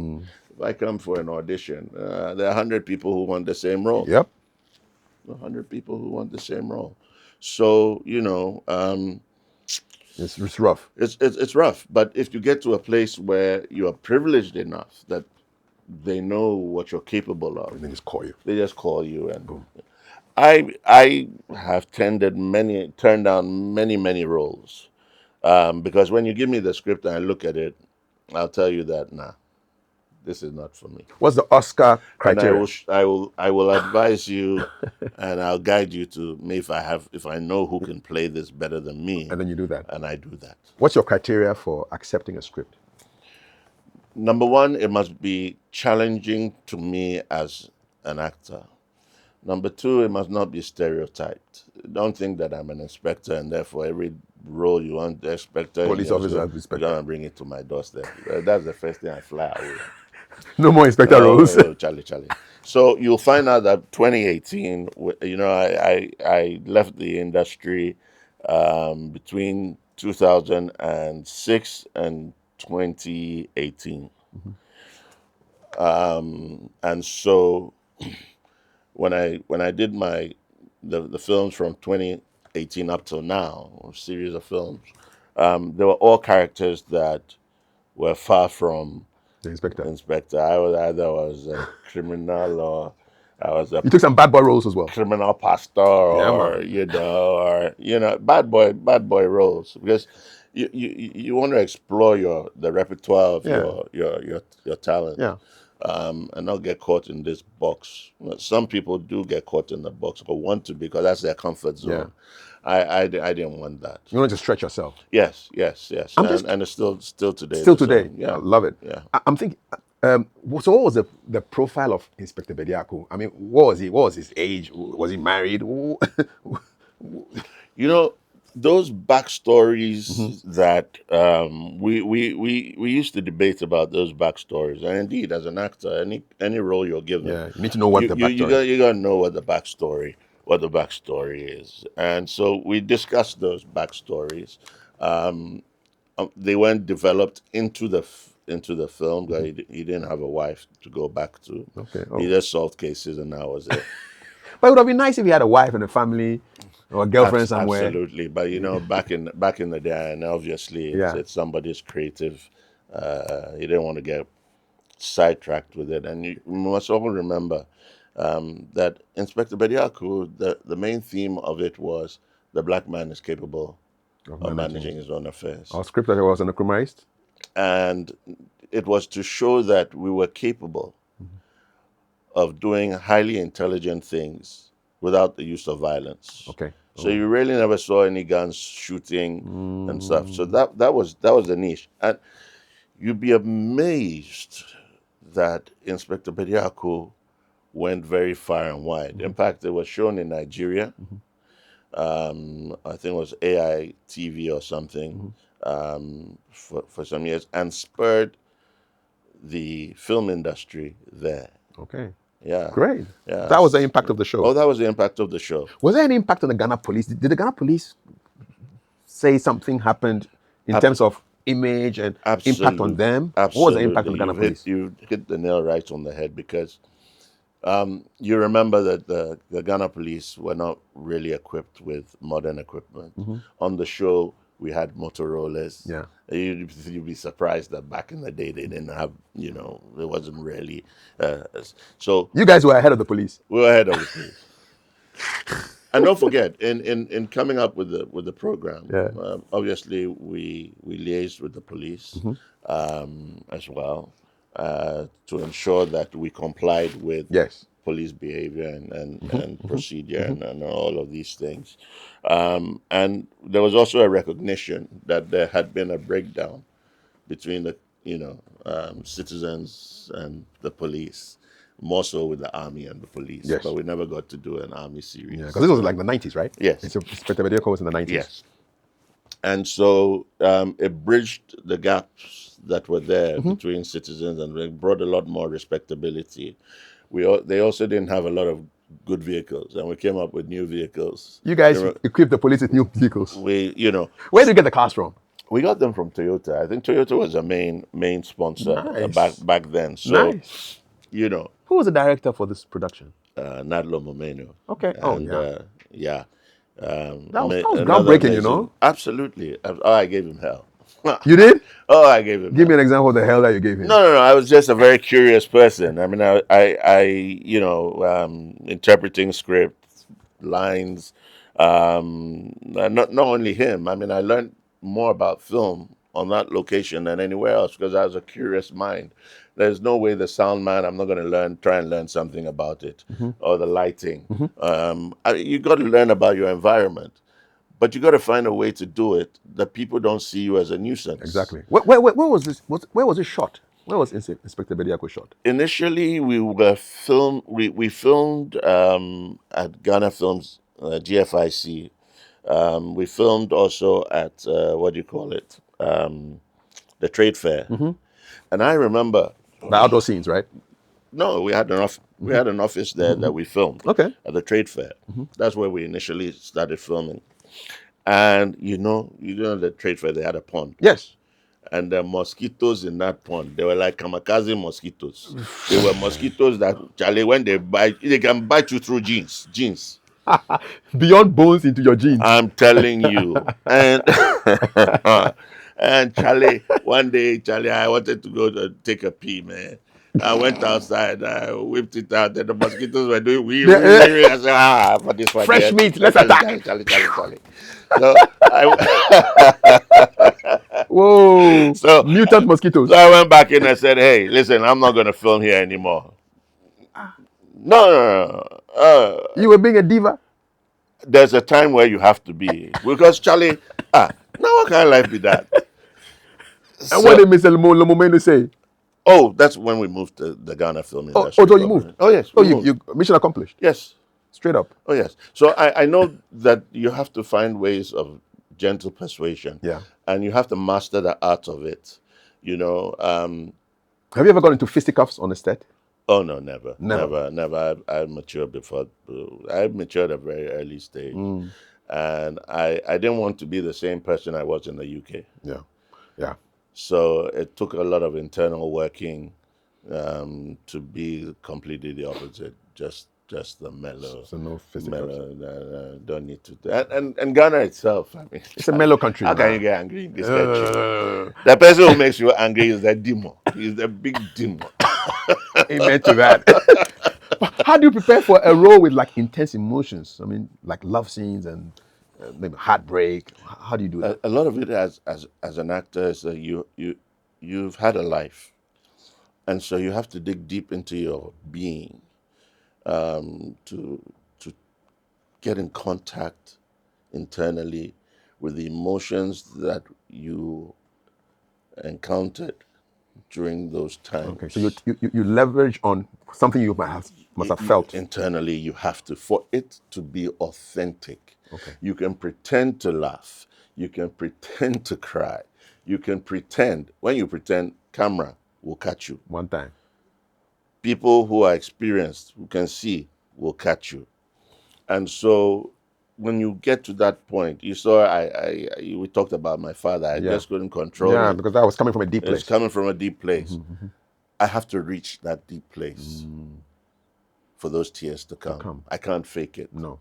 Because that's where you can't put some fake idea. But if you want original, I have to take myself to that dark, painful place and bring it out. And so, when we talk about mental health issues regarding people within the creative space, we take it very lightly. But we deal with having to go to very dark places sometimes for us to be able to, perfect our craft or deliver what we need to deliver. What's some of the most emotionally gut-wrenching movies that you've done? I mean, that have really taken you on a roller coaster of feelings? Let me see. It's so crikey. It's difficult to pinpoint them straight off like that. Deadly Voyage? Deadly Voyage, not really. Deadly Voyage for me was my first experience with international film, and so the role wasn't really that intensive, even though I was part of the stowaways. My character didn't speak English. And it was funny because I didn't speak local language either, and I could only speak English. So, so it was a very funny position. But you speak Ghana? I speak a little Ghana. Okay. Yeah, acceptable. You speak good Ghana. Yeah, I think your Ghana sounds I good. beg you. I won't come on TV and speak Ghana. They will laugh at me. I will say some things that will be interpreted In a as whole different challenge. area. So So it wasn't really emotional, Delhi Voyage. Delhi Voice wasn't emotional. It was tasking for me because I was the third assistant director. What does that mean? Third assistant director means you're in charge of the cast. Okay. The entire Yeah, cast. okay. Right. They got to have their calls, times. They got to be on time. You got to make sure that everything is ready for them, their costume, everything. Busy. Yeah. So I was also part of the casting team as an assistant casting director as well. Where did you guys shoot Deadly Voyage? Well, we shot some in Accra. We shot some in Takrady. On a real ship? At the port. On a real ship? Yeah. On a real ship? Yeah. Okay. Yeah. And then we went to the UK for about 2 weeks to shoot in the studios. All the tunnel scenes that you see in the film were built in the studio, and the main cast we went to the UK to shoot that. What was that like? Your first international shoot? It's a learning curve. You know, there's a difference between local standard and international standard. Gap is wide. Give us an example. Being on time. Just one thing. Just being on time. I'm sure all of you. So they say 8 a.m. And if you like, don't come at 8 a.m. So nobody is playing games. So it's not like you've come on set and then everybody, cameraman, soundman, is having conversation somewhere, is chatting, laughing. ready. The cast are not, they are not reading their lines. They're chatting, chasing girls. But this one is no. Professionalism. Everybody knows what they need to do. Come and set up. You're setting up. You're not going to hear people having conversations and be laughing and joking like what happens on our set. Because you've come to work. You've come to work. You're being paid by the hour. You come to work. And so that professional output is there. Who born dog that you are coming to be conversing? It doesn't happen. And it imbibed me so much that I said, look, Mikra, I don't even want to be part of local productions. So you'll find out that if you look at my resume, there are very few local productions that I've been in as compared to my counterparts like David Donto and Fred Amugi, who have been in about, I'm sure, 2,000 films each or something like that. I decided that the standard that I wanted to have was on an international level, or anything that I thought that was close to that. And so I turned down a lot of local offers. And what doors did Deadly Voyage open for you internationally? The relationships. I still have relationships with Adewale. I can pick up my phone and call Danny Glover. One time. What's he like? Oh, he's an amazing man. He's amazing man. And I'm surprised that he and I are still so close after all these years. Yeah. And he's taken me like a son, and so we have that connection, and to have those relationships at that level, I realized something is that when you have opportunities like this, it's how you manage the opportunities. Virtually all the main stars in Deadly Voyage, Chiwetel nearly won an Oscar. Yes. Yeah. Ejiofor. Adewale is also one of the top Hollywood actors. The whole host of them, all of them. Adewale, that was his first film. Not Adewale, Chiwetel. Deadly Voyage was his first film. He was a stage actor. Deadly Voyage was his first film. Today, he's nearly winning Oscars. Yep. He was nominated for an Oscar. So so all the guys have made it big time. And what I recognized was that we were just so happy that we were on set. We didn't think about networking. We didn't think about sitting down with the guys and saying, okay, so how did you get here? Exactly. How does the system work? Do I need an agent? Can you introduce me to your casting agent? So the business side. The business side was not part of our issue. We're just happy to be be on there and get some small no. That's all. But we didn't think about the business because the local industry doesn't teach you to be about the business. Would that be one of the biggest mistakes you've made in acting? It'll probably be one of my biggest regrets, even though that there was no guarantee that those relationships will take you, will get you anywhere. But on hindsight, I tell people, look, when you're going to places, even if it's for fun, network. Yes. The reason why you see people going to high-end hotels, it's not that they want to pay for an expensive beer, but you may see a businessman of repute, and therefore don't go and sit there and drink your beer like an idiot and then go and pee it out. Find a way and have the skill and the capacity to engage. And you never know who you're going to meet. And so even I remember us going to nightclubs. And there'll be nightclubs where you have ministers of state who are there. And I will go, so what is the point of coming to come and dance and sweat and drink and dance and sweat when this man is standing there? Why don't I just, hi, my name is Oscar Provencal. That's it. Oh yeah, I know you're the minister of so and so. Oh, okay, so strike up a conversation because you can't do that. You can't do that in the office. No. You don't have the time. Yeah. You know, so, and I've always advised people that wherever you go, make sure you network because you're planting a seed. You never know when that seed is going to be watered. But a lot borders on how they perceive you, how you behave during that interaction, what the feedback they get about you, you know, and all of that will come to determine how they will value you in their scheme of things. So networking is key. Oh, it's key, absolutely key. And we lost a major opportunity, I think, to jump on that, leverage on that deadly voyage. But I don't regret it as such. I still have a healthy relationship with Adewale Danny and and Glover. Adewale and co. And so I'm just happy and proud that, hey, I started with these guys and this is where they've got to. Yeah. Me, I be local fishing my local pond. But doing great things. And we're proud of you. You know, so. the field that you're in, people can just sit somewhere and criticize you, as we say in Ghana, by heart.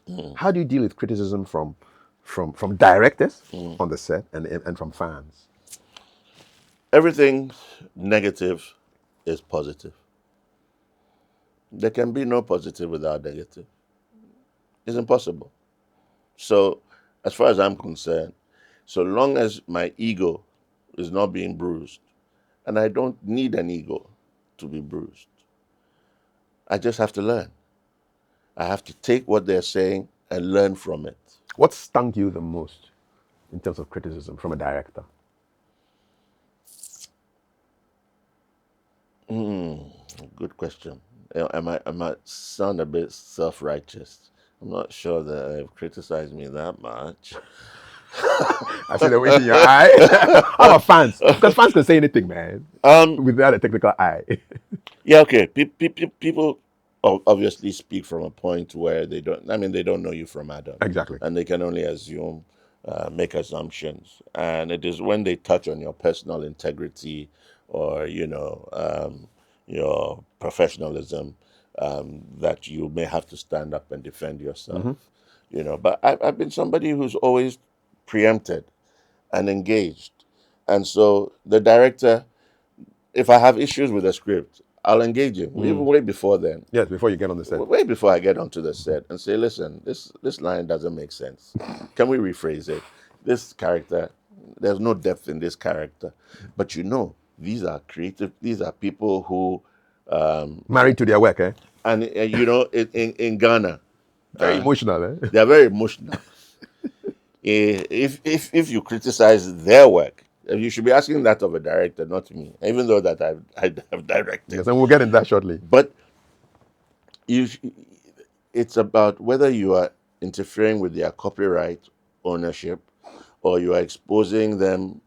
But Charlie, we all have different levels of things. There are local, there's international, and so if you're thinking on an international level and bring it down to the local level, you have a problem. But the person hasn't got the capacity to to project to that level. And not everybody has the capacity to accept criticism or to see that he's been exposed for some sort of, you know, And deficiency. inefficiency or lack of understanding of even the English language or even interpretation of the script itself, of or a scene or a line, because it's not just words. You're not just speaking words. You must understand the context, of what has been written there, and you must bring those words to life. And so, if you don't have, you read a line and you don't realize that the line is moving from one emotion to the other.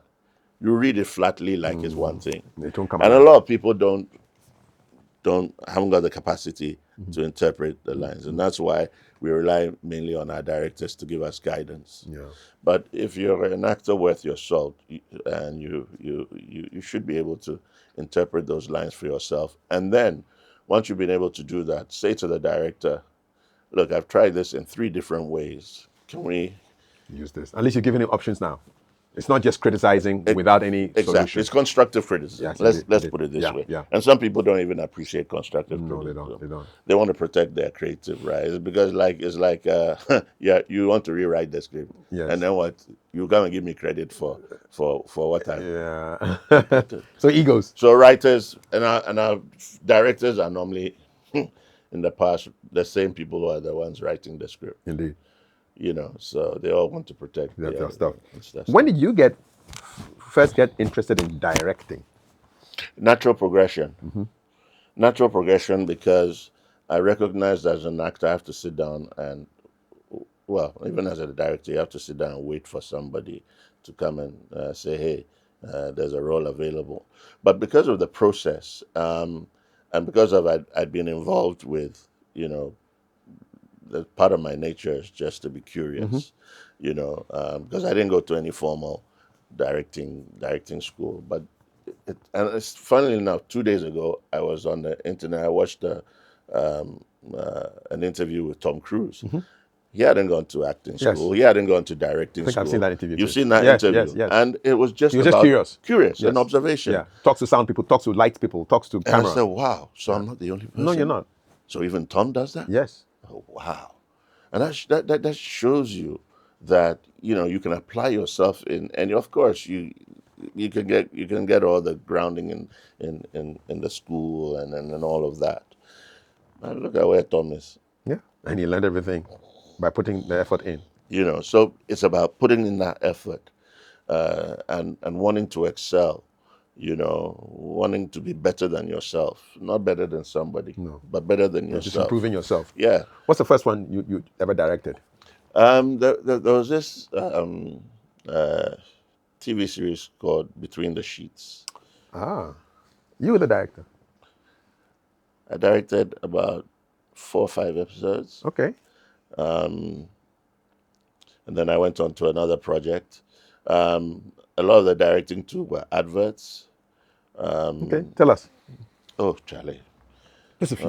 Your favorite one. My God. Your favorite advert that you directed. Oh my God.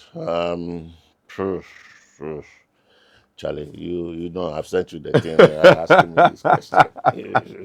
Just tell them that the thing No, now. I wanted the what you liked, because I know the stuff you've done, but the one that you enjoyed. Oh, good grief. Yes.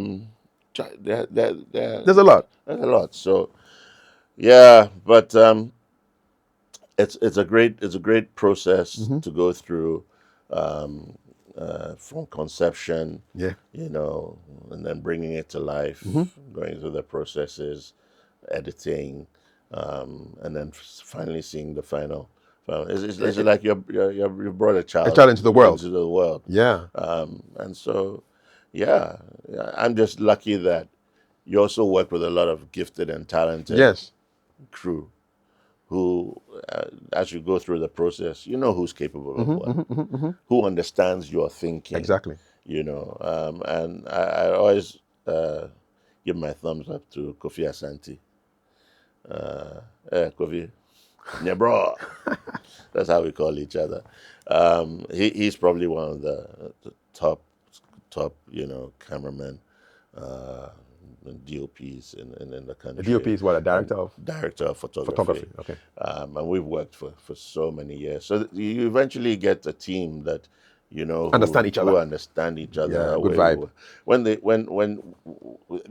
now they even see what I want before. Yeah, yeah. Because the level of Yeah. sync is there. Yes, and if you remember Auto Wheels, Auto Wheels, yes. Auto Yes. And Wheels, a car they show. used to show it Yeah. on TV3. Because you're a car guy, you like cars. Yeah, Yeah. yeah. So I used to direct and present that show. Yes. But that show doesn't really get the recognition for what it is, because I don't think at the time anybody had done any Auto shows like auto that. shows Yeah. like that, and the techniques we used for filming, I don't think anybody had used. What were you used putting the them. cameras?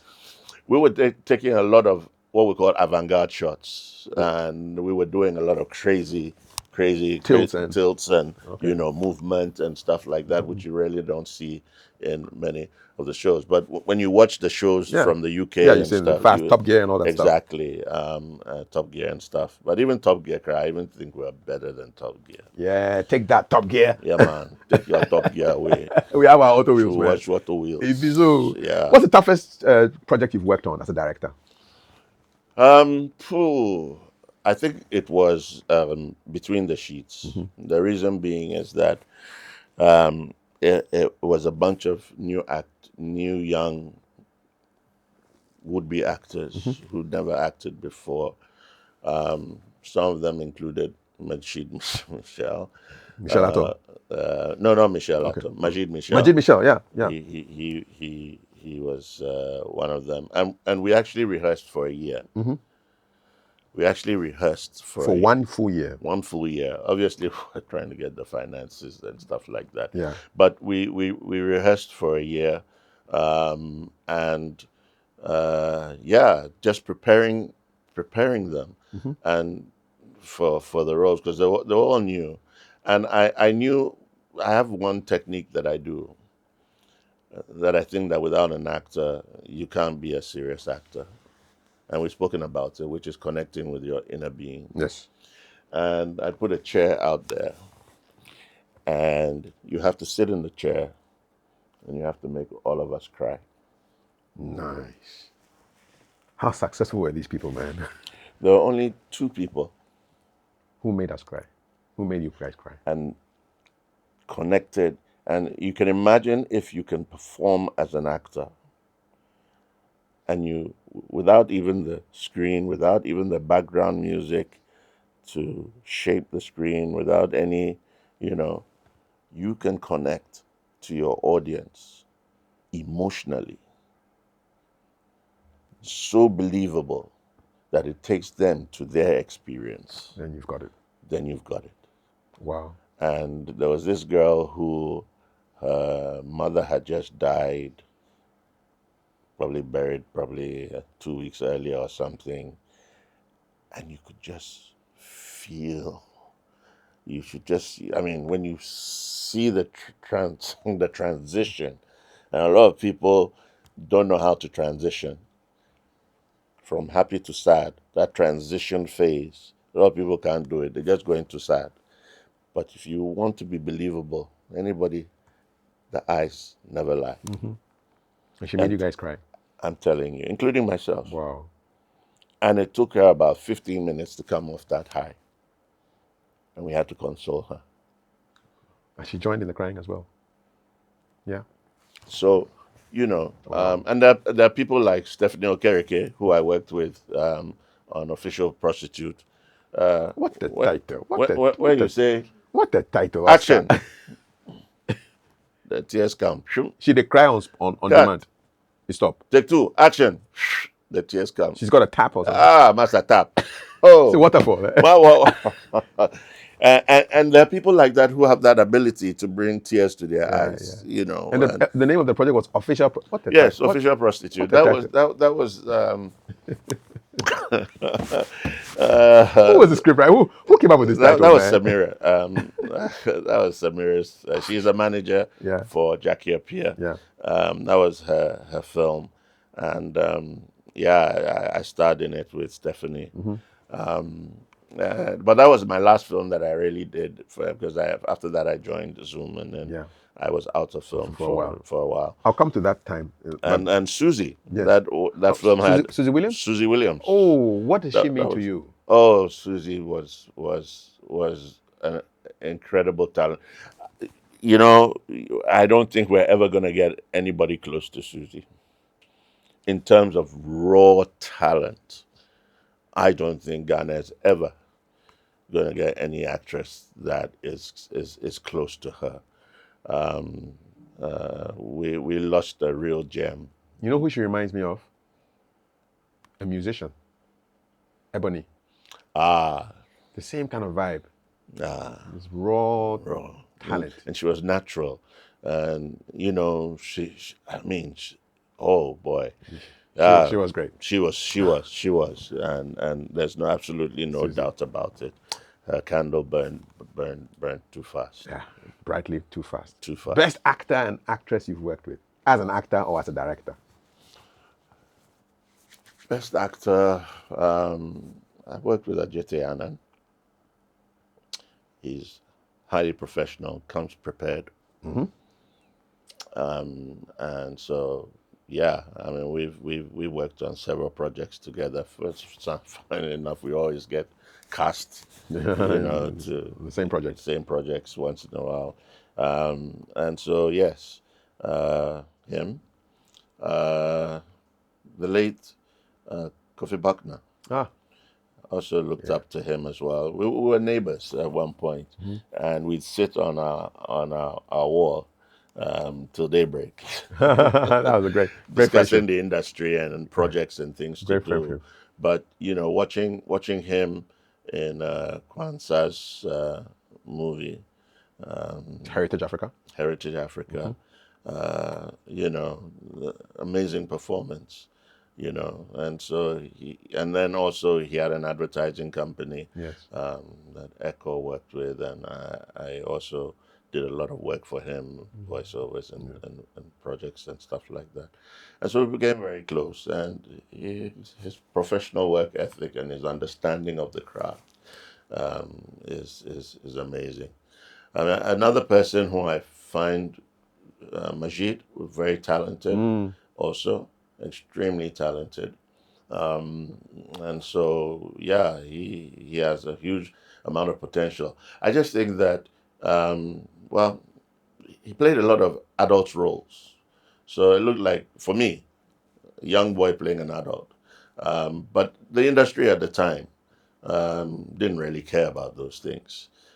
So I'm waiting for him now that he's you know much older and Yeah. much more mature, is to come and be our Denzel Washington. Yes. And Ajete is our Denzel Washington. Yes. Is our Denzel Washington. But you know, And after the women actresses. um, I think that Jackie finally came into her own because Appear. at the time we were shooting Official Prostitute.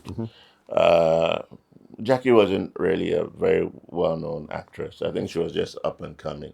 And when Susie passed, she stepped up, and she stepped up in a big way. I think you know she's one of those that should be, you know, if you look at her career, people should study her career. And she also put in. I think she's done amazingly well to be where she is today. But a lot is talent driven. There's absolutely no doubt about that. Yeah. Yeah. And of course you have the Kofa Janis and stuff like that. My I think well I wouldn't say sadness is that when you look at the crop and the generation of actors and actresses, you ask yourself how many have been able to cross over into the international scene, you know? And ultimately, everybody wants to have a World Cup. All the footballers want to go to the Yeah. World Cup. They don't That's want to play that's the Premier ultimate. League and stay there. That's the ultimate, man. You know, everybody wants to get there. Yeah. And so when you look at it in totality, and it's not just limited to Ghana, And even or Nigeria, with Nigeria. all the Ramsey Noahs and all of that, all the stars, how many have crossed into mainstream Hollywood? Maybe Netflix is the new Hollywood? Yeah, but even then, I mean, look at the journey you're talking about. You're talking about 2 decade journey or so that you really haven't found anybody going into the mainstream of Hollywood from Ghana So or from we Nigeria. need like a Rocky Dawuni of the movie industry who is like knocking on the door But you with have his Abraham Atta. nominations. Yeah, Abraham. Yes. He's into mainstream. Mm-hmm. He's doing Hollywood movies, Mm-hmm. Spider-Man, this, that. Mm-hmm. And that's how I benchmark it, Mm-hmm. you know. And I'm not saying that you haven't arrived or you need to have that benchmark. I mean, why do we really need to have Hollywood if we're doing everything right here? It's a continent with how many billions of People, one point people. something billion. So why do we need America? But it's just a cultural sort of thing that you're growing up. You've been brainwashed to believe that Hollywood That's a World Cup. is the World Cup. Yeah. But I would love the day when I see those crossovers happening. We're seeing now, and to put it in perspective, people don't understand, related to the music industry today, why artists want to go and play in the O2 Yeah. arena, Indeed. and play in Jamaica or That's the World play, Cup. that's the World Cup, or get to the levels of Burna Boy and Co. How many musicians have got to that level? Black Sharif is getting there. Well, but Yeah. how many? How many musicians have we had over the Yeah. years I who've get your equally point. been who are equally talented? And so So we should expand horizons and try and get to the yeah, but pinnacle. in the expansion of the horizon, when you get to that international level, it's not your local level. Yeah. It's two different things Yeah. altogether. Like what you said with From like the standards. management, Yeah. The system structures. yes, and so your even personal development as an artist, you have to equip yourself. Mm-hmm. You have to equip yourself with these skills and with these knowledge, Mm-hmm. and so get the right kind of people around you, and the networks, but also you have to up the level of your creativity. That's it. You know, You can't get there with what you have. no, not with mediocrity. Yep. A couple of quick questions on film and TV before we look at other stuff that people may not know that you have done. What's the biggest thing that can go wrong on a film set, man? Or went wrong on the film set with you when you were directing?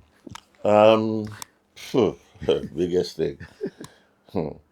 Uh, we were filming. Was it Terminus? No, we were filming The Agency. I think this was in 2020 or something. 2020 or something like that. Here's me, old man like me. They were making me run up and down like that. Wait. But you rode horses and things in your I was an athlete. It was then. It's but not now. Not now. So you didn't run. Massa, look, we're filming at the Abri Gardens. Yes. And if you've been to the Abri Oh yeah, Gardens, yeah. Lots of green. lots of greens, lot of hills, Hills lots and of valleys. valleys and Nooks and crannies. I said, why you people want to kill me? You didn't run.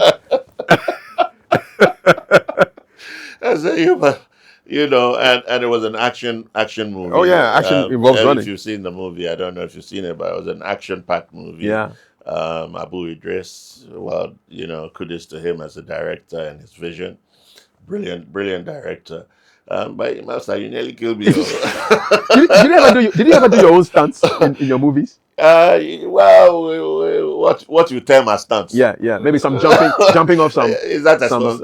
Well, it's quite dangerous. Well, I'll tell you this story about on the agency, and there were quite a lot of stunts being done, and I'm somebody that is a sticker for safety and health. Yeah, health and safety. And I've been in the advocacy business for the film industry and for actors' welfare for a long time, and safety and issues and stuff like that.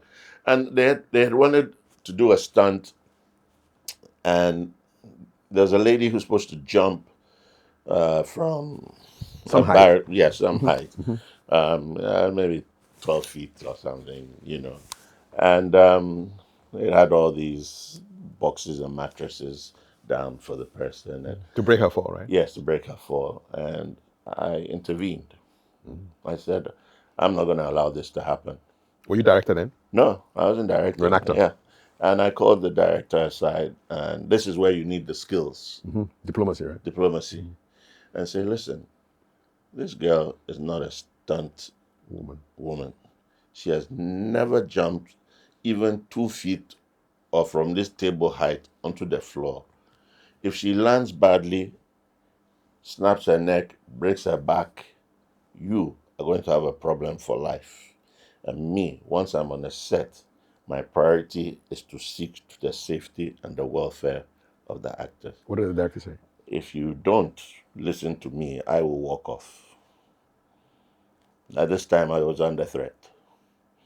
And they let some young boy wear headdress, And do the stunt. Wear the wig. wear the wig, and do the stunt. Who had done this stuff before? He hadn't, but he still wanted to do it. I said, Master, that's your own problem. But as for this girl, No, health and safety. no. Because But it reminds me of this talented Nigerian actor who died on a boat. on a boat. And we've all done stuff like that. We've all done. You've done boat scenes? We've done, yeah. We've gone onto boats without lifeguards and Life life jackets. jackets and stuff like that. And I mean, we've done a lot of risky things in the industry, but times have, and you did it for the passion. Indeed. You just wanted, to be involved. But you don't have to do it at the detriment of your own safety. Sometimes you don't even think about it. You're just thinking, I want my fame and my shot. No. And there's still a lot of actors out there who still are in that mindset. They're not thinking about safety, their own safety and stuff like that. And so that's why it's important for us to have proper rules and regulations and guidelines for the industry. And I hope that eventually we will get there. Have you ever had to fire somebody on a set? I won't say on the set. No, I nearly did. I nearly did for Between the Sheets. Sometimes you must have certain disciplines, and sometimes the youthful blood can be quite indisciplined. Yes. And people behave in certain ways. I might say you can't do that. You can't do that. You can't get up and say you're a guy, so you'll be walking in your Pyoto on the set. No way. It won't happen.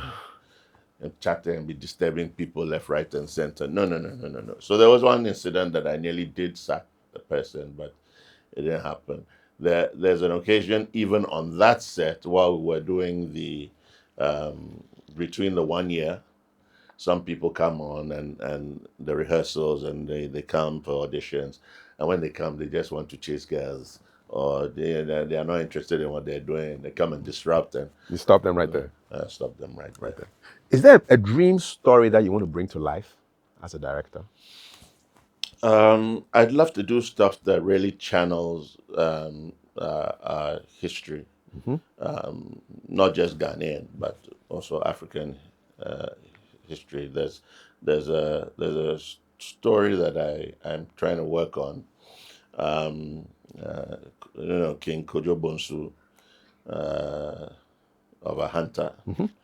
And so there are a lot of stories that we have in this country, and so and in Africa, that I think that we can. Our problem, of course, is finance, which will always kill the dream.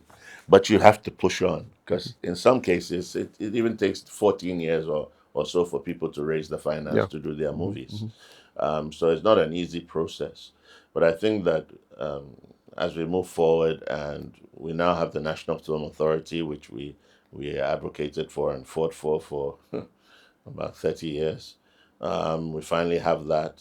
There's a film fund element that's in there. We're hoping that within the shortest possible time, you get the film fund going, and it will give people the opportunity. Another thing is producers themselves need to equip themselves with the ability to go out there and look for independent funding, international funding. Indeed. Obviously, it's difficult because you might have to travel, you might have to go to shows or seminars and workshops to interact with those kind of people. But no pain, no gain. Yeah. But how many people can afford to buy That's plane the issue. tickets and go and And stay in go a hotel for for a 1 week, week. 2 weeks? So those are the issues, real issues. So those are issues. Technology is helping, but still, at one point, you still have to go. Okay. You know. I hope you're enjoying the chat with Oscar Provencal. There's so many layers to his career, and there's more to be discovered. Right after I tell you, or I urge you to subscribe if you haven't subscribed already, and like and share and comment so that the algorithm can smile with us. Now, to some other stuff that people may not know. So you were the voice of the presidential debates a couple of years back. What was that like, man? How did you get the call to be the voice? I who actually called me to do? Well, I'd been in voiceover for a very long time, so I wasn't surprised by it. I've never done anything like that before, and just to be, recognized or acknowledged and approached was a wow. Me, presidential what? Debates. Nobody saw me. What did it entail? So you were like a voice of God, right? so what were you saying? Give me a sense of what you said. Oh, What good. did you say? Say good evening. Oh, Yes. you are terrible. Give it to me, my brother. This kind of interview. Good, do it for me, man, Oscar. Put yourself in the mood. Good evening, ladies and gentlemen. Tonight, what's that? Move on. I love it. Was it fun being behind the backstage and doing this stuff? I mean, did you have a script in front of you? Yes. You got a script. You got a whole schedule. Yeah. And I did similar for I think 2008. Can 2008. 2008. You were the announcer. Opening ceremony. Yes. And that they actually somebody had sent my voice to the organizers, and so it was at GBC. They called me. Yes. That the guys had come from South Africa and they wanted to see me and do an audition, and so somehow it was successful. And yes. I ended up being. So opening ceremony, you spoke. Yeah. Yes, and the debates. In case some people are wondering, it was the 2004 presidential debate. And so you were like the announcer. Yeah. And so it's there, and then once you know that your unsung hero syndromes are part of the industry. Yes, it's not every time you're going to be, but people recognize your voice. They recognize your voice. They do. So. What was your favorite memory from the Cannes 2008? The opening ceremony was it was kind of weird because when you spoke, there was a kind of echo. It's a huge place.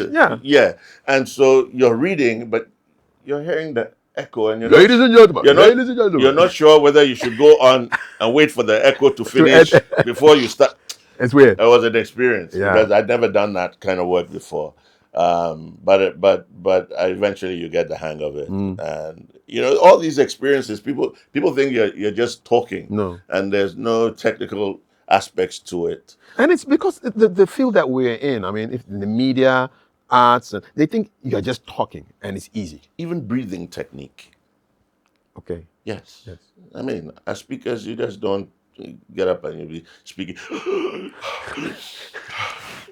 You've got to work with your larynx and your diaphragm. They must work for you. Yeah.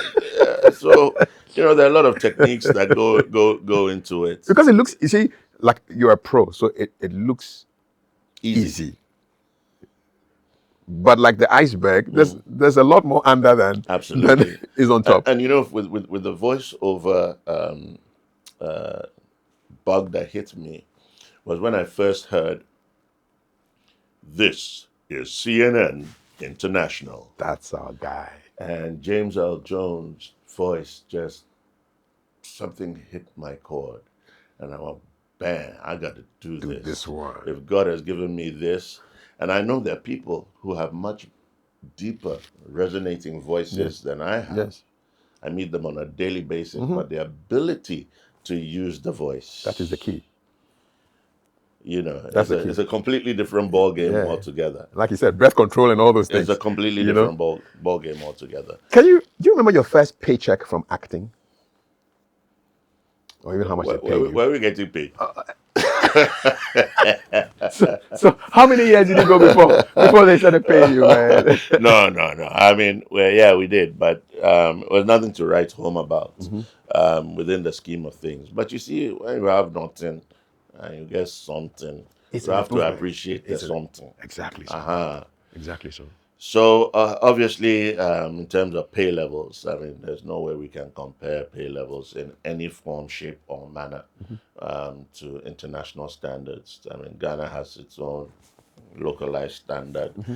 um, and so sometimes you're just happy with just getting the work. Yeah, and it puts you out there. Yeah, because and it's not just a Ghana story. I mean, if you listen to a lot of the stars of today, where Hmm. they started from. Some were waiters, some have been to 100 Oh auditions yeah, yeah, before they got an yeah, yeah, opportunity. yeah, Some were walk-ons who just only just yeah. walked by. Nana And, Brown was a makeup artist. ah, And then, yeah, yeah. and then maybe the star doesn't come. They need somebody Yeah. to come in, and Yep, that's yep. your opportunity. Oprah Winfrey. So Hmm. yeah, a lot of people have it in many different ways. Yeah. But yeah, you have to understand the industry that you're in. Mm. Otherwise you become very frustrated, and before you realize, like many of them, you become a mental health problem. Yeah. So you've got to understand where you are. Oh, you have to, in every endeavor in life, understand your Your environment. environment. I mean, I used to say that they used to tease us back in the UK that we were monkeys and we lived in trees. I mean, I used to get very angry at that. But you know what? Why should we be angry? They are lions, supposed to be lions on the ground. Eh? Creatures waiting to eat me. Am I stupid if I live on In a the tree? tree. I'm avoiding them, man. I want to That live. means I'm very intelligent. That's I'm all. very smart. I recognize the environment I'm living in. You twisted. So if you are sitting there somewhere in your snow and you're cold and you are thinking that me, I'm sitting in some tree, I like my tree. And that's it, man. Even your ambassador is sitting on the biggest tree. End of You story, think you'll man. be sitting there for the lion to come and chop you? Nonsense. That's end of story. What do you reckon is your proudest career moment to date? My proudest career moment would be to have all of my kids at the premiere. Which of the premiers? Big Man Wahala. Yes. And Why is that so special to you? Both the project, and then the fact that your kids were there. and my brother as well. Okay. It's because all you want to do in life really is to make them proud Yeah, and to make them happy. it's true. And if you know the challenge that you have getting to that point, just to have them share that moment with you, I think that nothing beats that satisfaction. Doesn't mean you've attained everything in life, um, but to share that moment, there's certain moments in life that you want to share with certain people. It's not everybody you want to share them Yeah, with. yeah. You know the depth of which it means to you. And so for me, that and really in that movie, I think I won. No, I think I won Best Actor. Congratulations. Big Man Wahala. Even though that they put it in a comedy series, which I don't understand. You don't think it was Because funny enough? it's a funny film, but it's Yeah, not a yeah. It's comedy. not a comedy. It's not a slapstick comedy. I mean, Okay. there's comedic Okay, comedic elements in elements. it, but Okay. for some unknown reason. But Hey, you won the award, I man. took the Best Actor anyway. Why was that movie And special to you? you know why? Because I've been in this industry for 3-4 decades. I think that was the first award that I got for any movie. We're talking 2018, Yes. 2019. Wow. The other awards I got were from NAFTI, which for me, in 2008 and 2009, which are student production, end of year student productions. But you see, that award, those two awards mean more to me than any other awards ever received by anybody because they're from your peers. Hmm. They've been reviewed by academics and professionals, or even those students, they've been judged by, Your peers. not like many of the awards that, in quotes, bought awards.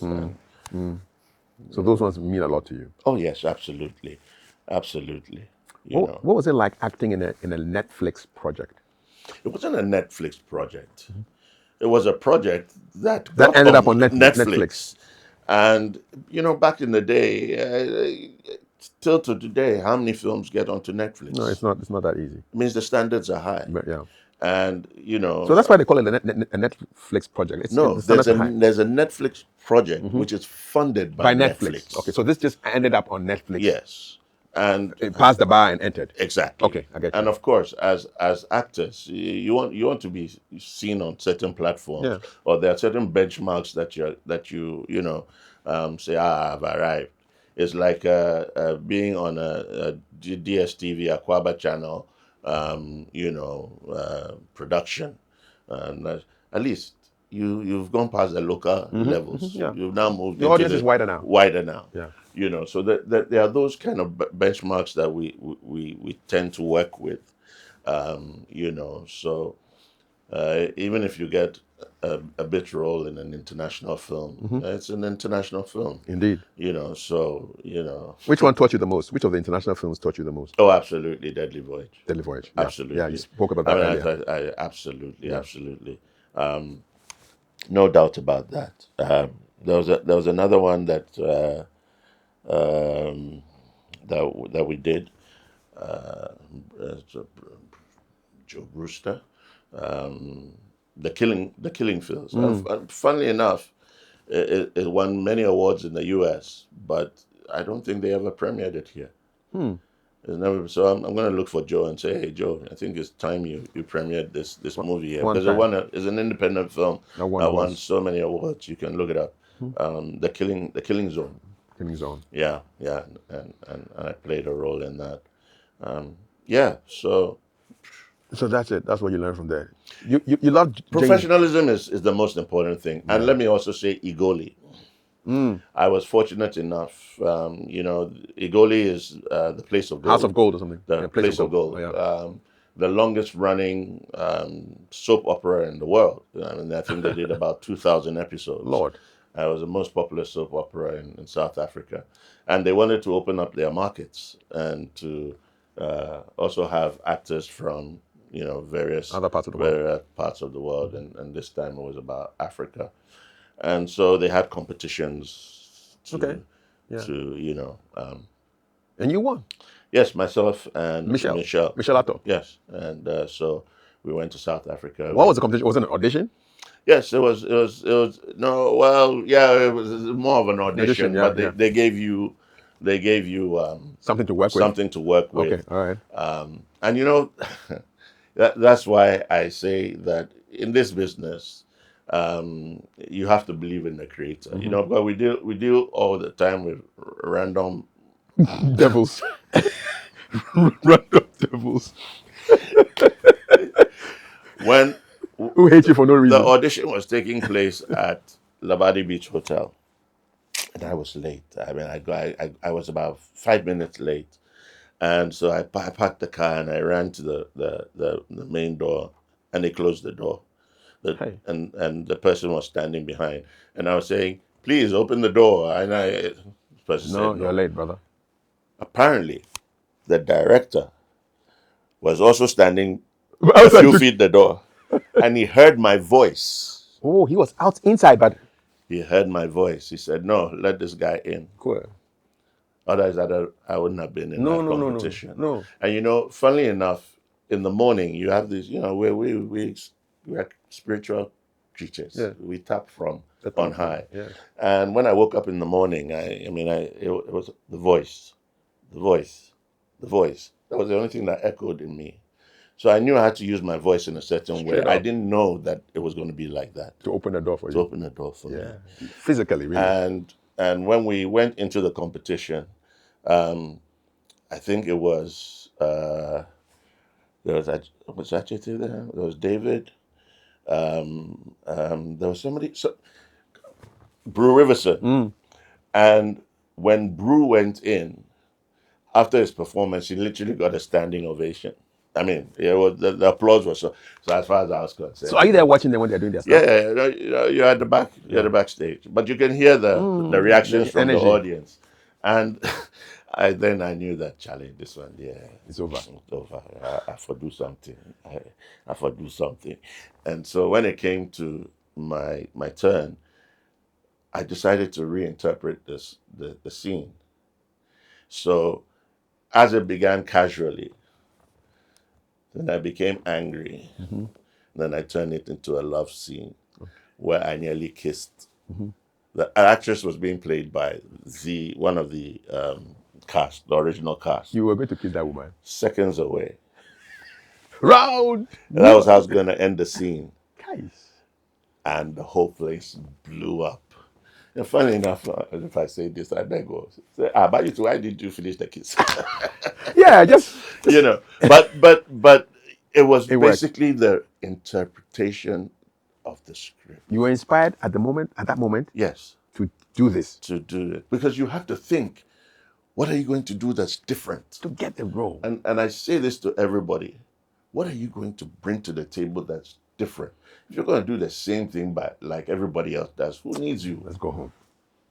So be different. Always find a way to be different. And the way you can be different is by listening to people. It's not by listening to yourself, being the one talking, and liking to hear your voice. But you only hear your voice. You won't hear anybody else. Listen to people. Listen to what they say. Analyze what they say. Analyze the gaps in what they say. And use those gaps as your strength to come up with a different perspective. As an interviewer, as a presenter, I know you have those skills. You have forced me into places. This guy on the breakfast show. What? Sometimes I'm sitting there thinking, Jesus Christ, what am I going to say? And then that's it. When you're forced and you're challenged, you move into the excellence. You move. I know growing up, were you a James Bond fan? Oh yeah. 007. Yeah. And then you met you got nominated by one of the actors who played 007, Sir Roger Moore. There was a UNICEF connection. Tell me how you felt about that. He came on a UNICEF. He is a UNICEF Goodwill Ambassador for humanitarian affairs, and he came to Ghana. He had a visit to Ghana, and we went to Cape Coast. And as a member of the Actors Guild, when we were making our introductions, I mean, he was sitting a few seats away from me. I was in the front row with a whole bunch of people, and somehow my speech must have touched him somehow, because I go into this Pan-African mode. Yeah, man. How we have to use the creative arts to liberate ourselves and from all this. And he immediately took a liking to it and called me up, and we sat down and we chatted. What was he like? What was he like? You idolize somebody your whole life. Yeah, 007. Your brain stops functioning. It's like, hey, Charlie. Starstruck. Is it me that's sitting next to him? Next to James Bond. A whole meal. Charlie. And so, when I told him I went to school in the UK, and we had points that we converged with, but largely it was my speech that attracted him to it. Okay. I was sitting there and got a call from the UNICEF guys that he had nominated myself and the late George Williams to be the first UNICEF Goodwill Ambassadors. What did that mean? What did you do in that role? This is it. We were called up. We were given letters, and we were called up. The person who was basically in charge of the whole process apparently midstream left, and that was it. Nothing. Sure. Yeah. But apparently it was published in the newspaper. Yes. And somebody's told me that they've seen it in the Guinness Book of Records. It was in the news. Yeah. Somebody also mentioned that it was in the Guinness Book of Records. I've looked for it, but I can't find it. But it was never operationalized, Yeah. and so my only fame to claim once again is an unsung hero who was once nominated, and once you're nominated, it's better than even winning. So I think you like Oscar, that. before we dive out into the corporate side of things that people may not even know, Right. I'm just curious, what has been your most embarrassing moment on the set? TV, film, stage? Undoubtedly, messing with Maya. Messing with Maya. Message to Message Maya. to Maya. Okay. That day I ate your cake. I read the body. I think I know where this is going, but you say it. Gary and beans, Gary and beans. which is quite an explosive combination. Very explosive. And there's a scene where me pa, why do I have to say this nonsense? There's a scene where she's fainted or she's tried to commit suicide and she's lying on the bed and I come in and I have to carry her into the car. Charlie, in fact, human nature is not good though. No. So you carried her, I and carried the her. exertion, you let off some Charlie. loud You bombs. could hear the soundmen and all the crews giggling. But Charlie, I didn't mind them. I'm carrying the thing. You did that at a long Because I volley. don't want to carry it a second time. Was it in series? Stop, start, or just rapid No. fire? Oh, one fire. One fire. What was her reaction, man? What was her reaction? I didn't ask her, but she didn't.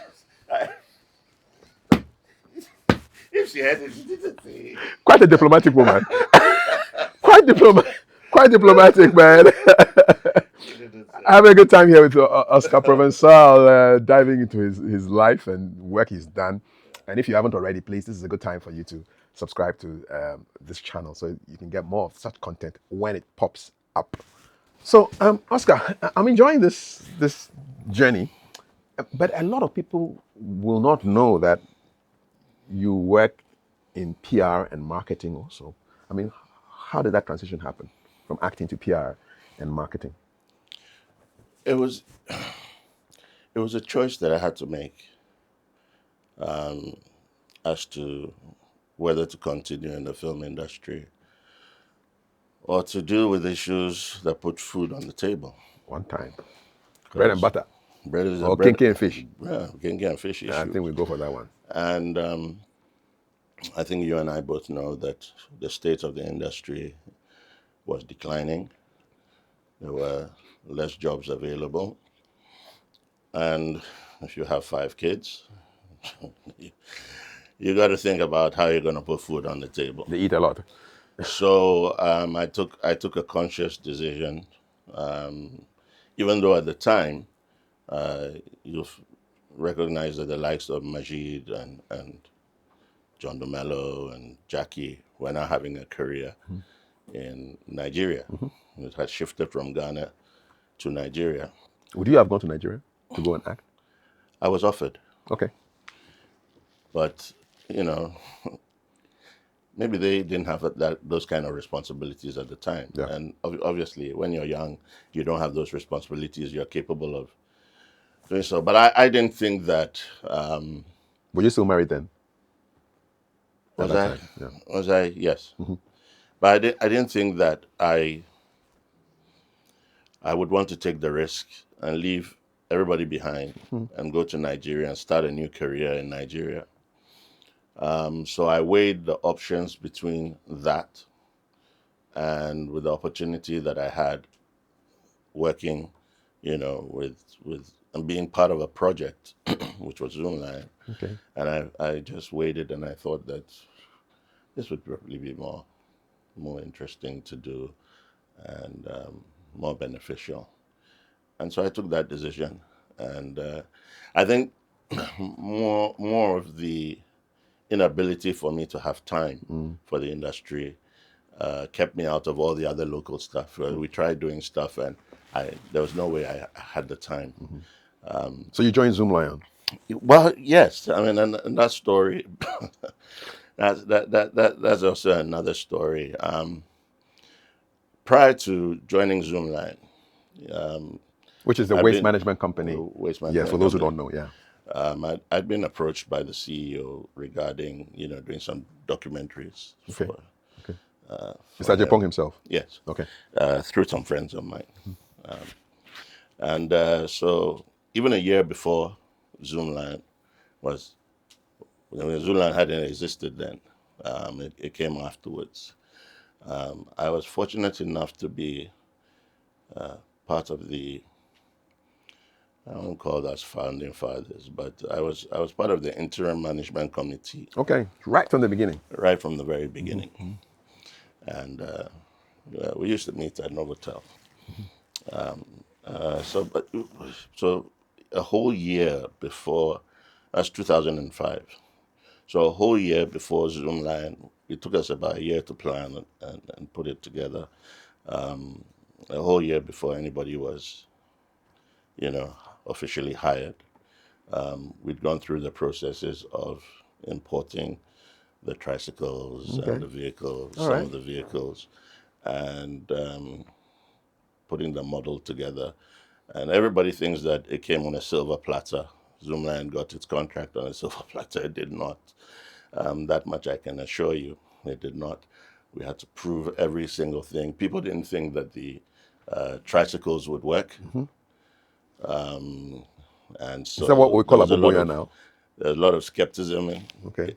in it. And we had to work and show that they could work. The road sweepers could work.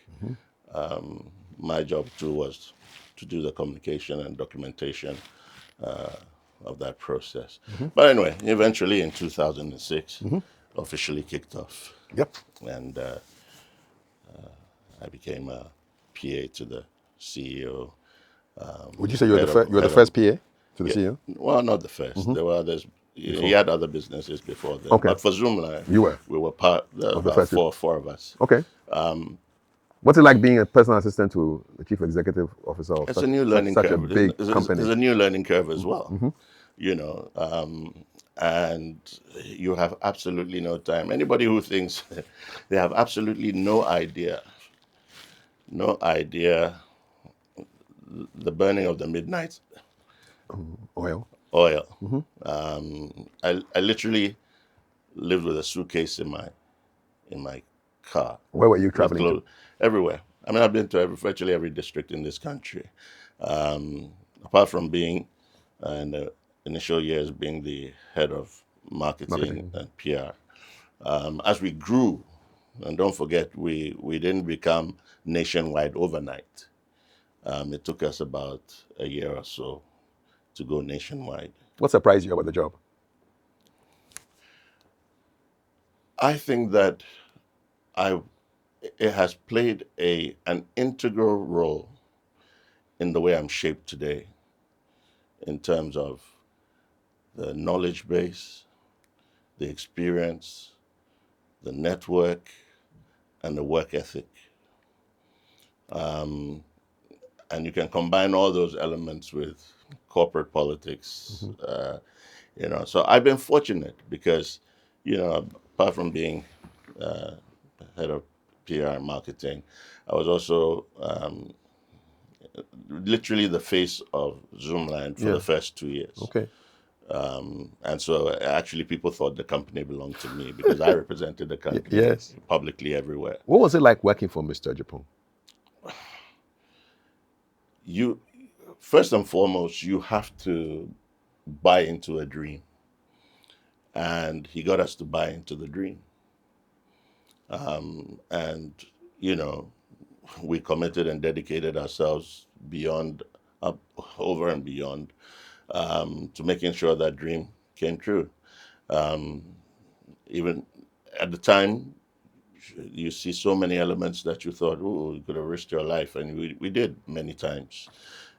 I remember having to leave the ministries in Accra, having to be at a meeting in Tamale by 9 o'clock, and leaving Accra at midnight and driving all the way to Tamale. You were driving yourself? Yeah, to be in that meeting.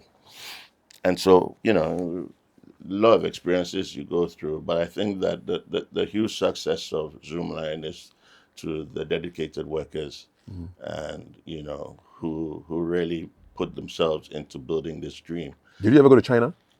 Yes. What was that like, man? You know, I Because their and parents, they have business relations with companies in exactly, China. exactly, because there's a Zoomlion China, Yes. but it's not directly related to Mhm. uh, Zoomlion itself. I was part of the delegation that went to look out for the blueprints or to select the uh, waste management plant, Okay. and so What was uh, China like, man? Charlie, there are two parts of China. What you see in Beijing, beautiful, high tech, wonderful. When you go to the industrial area, I swear, I wanted to pee. You know, when you go to Kokompe, Hmm. and they have these boards, these wooden boards that they have for you to go and pee behind. Master. In fact, this can border on diplomacy, so I won't say it. Hey! It was a different China. Oh, Ghana sweet, pa. Ghana sweet. Hustle land. Anyake feno, and well, you have to tiptoe. Sure. You were shocked. I was shocked beyond belief. Beyond belief. And so, you know, So that was an eye opener for you. that was an eye opener, and it's you juxtapose it to your own country, and you Yeah. think that we're not too bad after all. Yeah. We're not too bad We're after all. not too bad after Were all. you in at Zoomlion when the Malcolm building came down?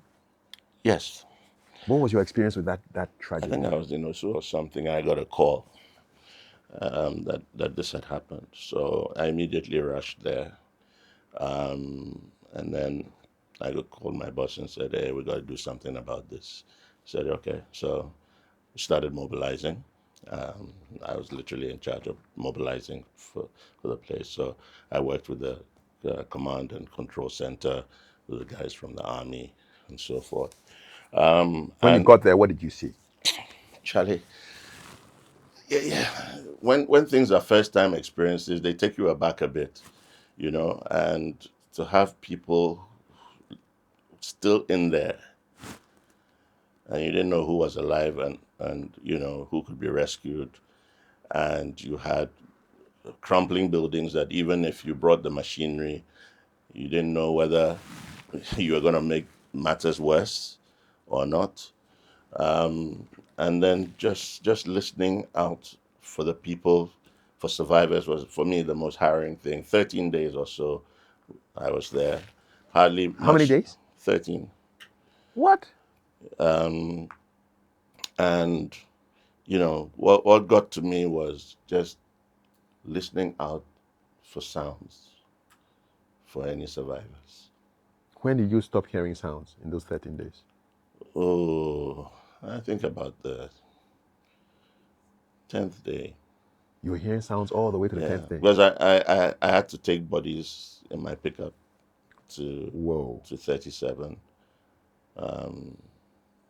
and so those were the harrowing bits.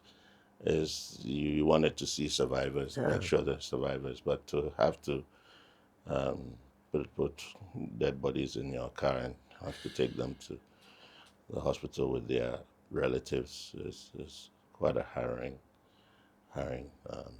And you were on experience. duty. You were going and coming and going and coming. How was it? I had to stay in a hotel Close to the site. close to the site. You'd only get 3-4 hours sleep max in your back. You can change over, have a rest, and go back. I mean, your priority is survivors.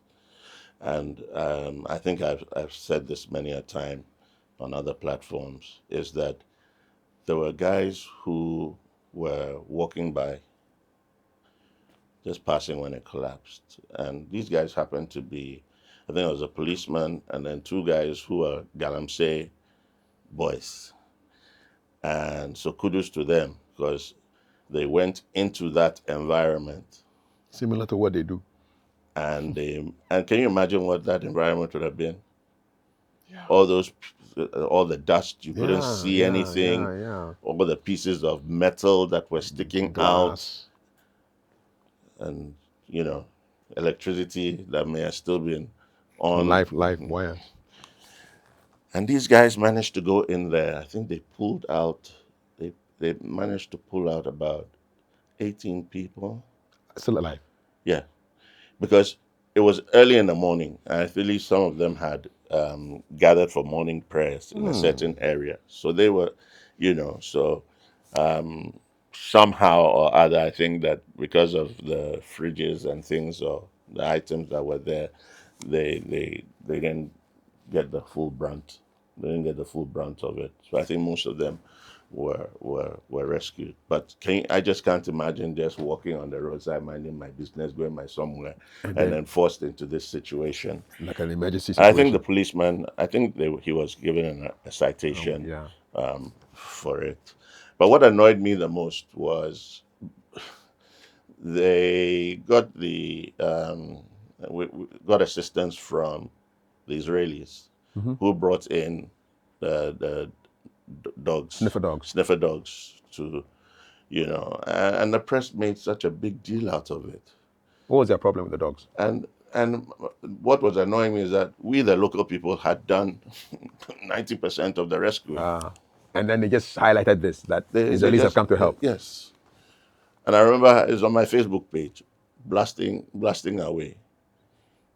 So we came and risked our lives so that you come and Give press to some dogs. press to some.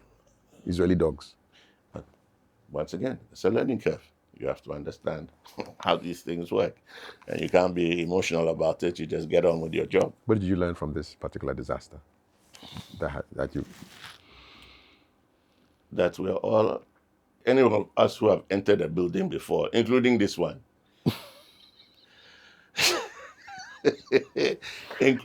including your home that you sleep under. Anything can happen. Massa.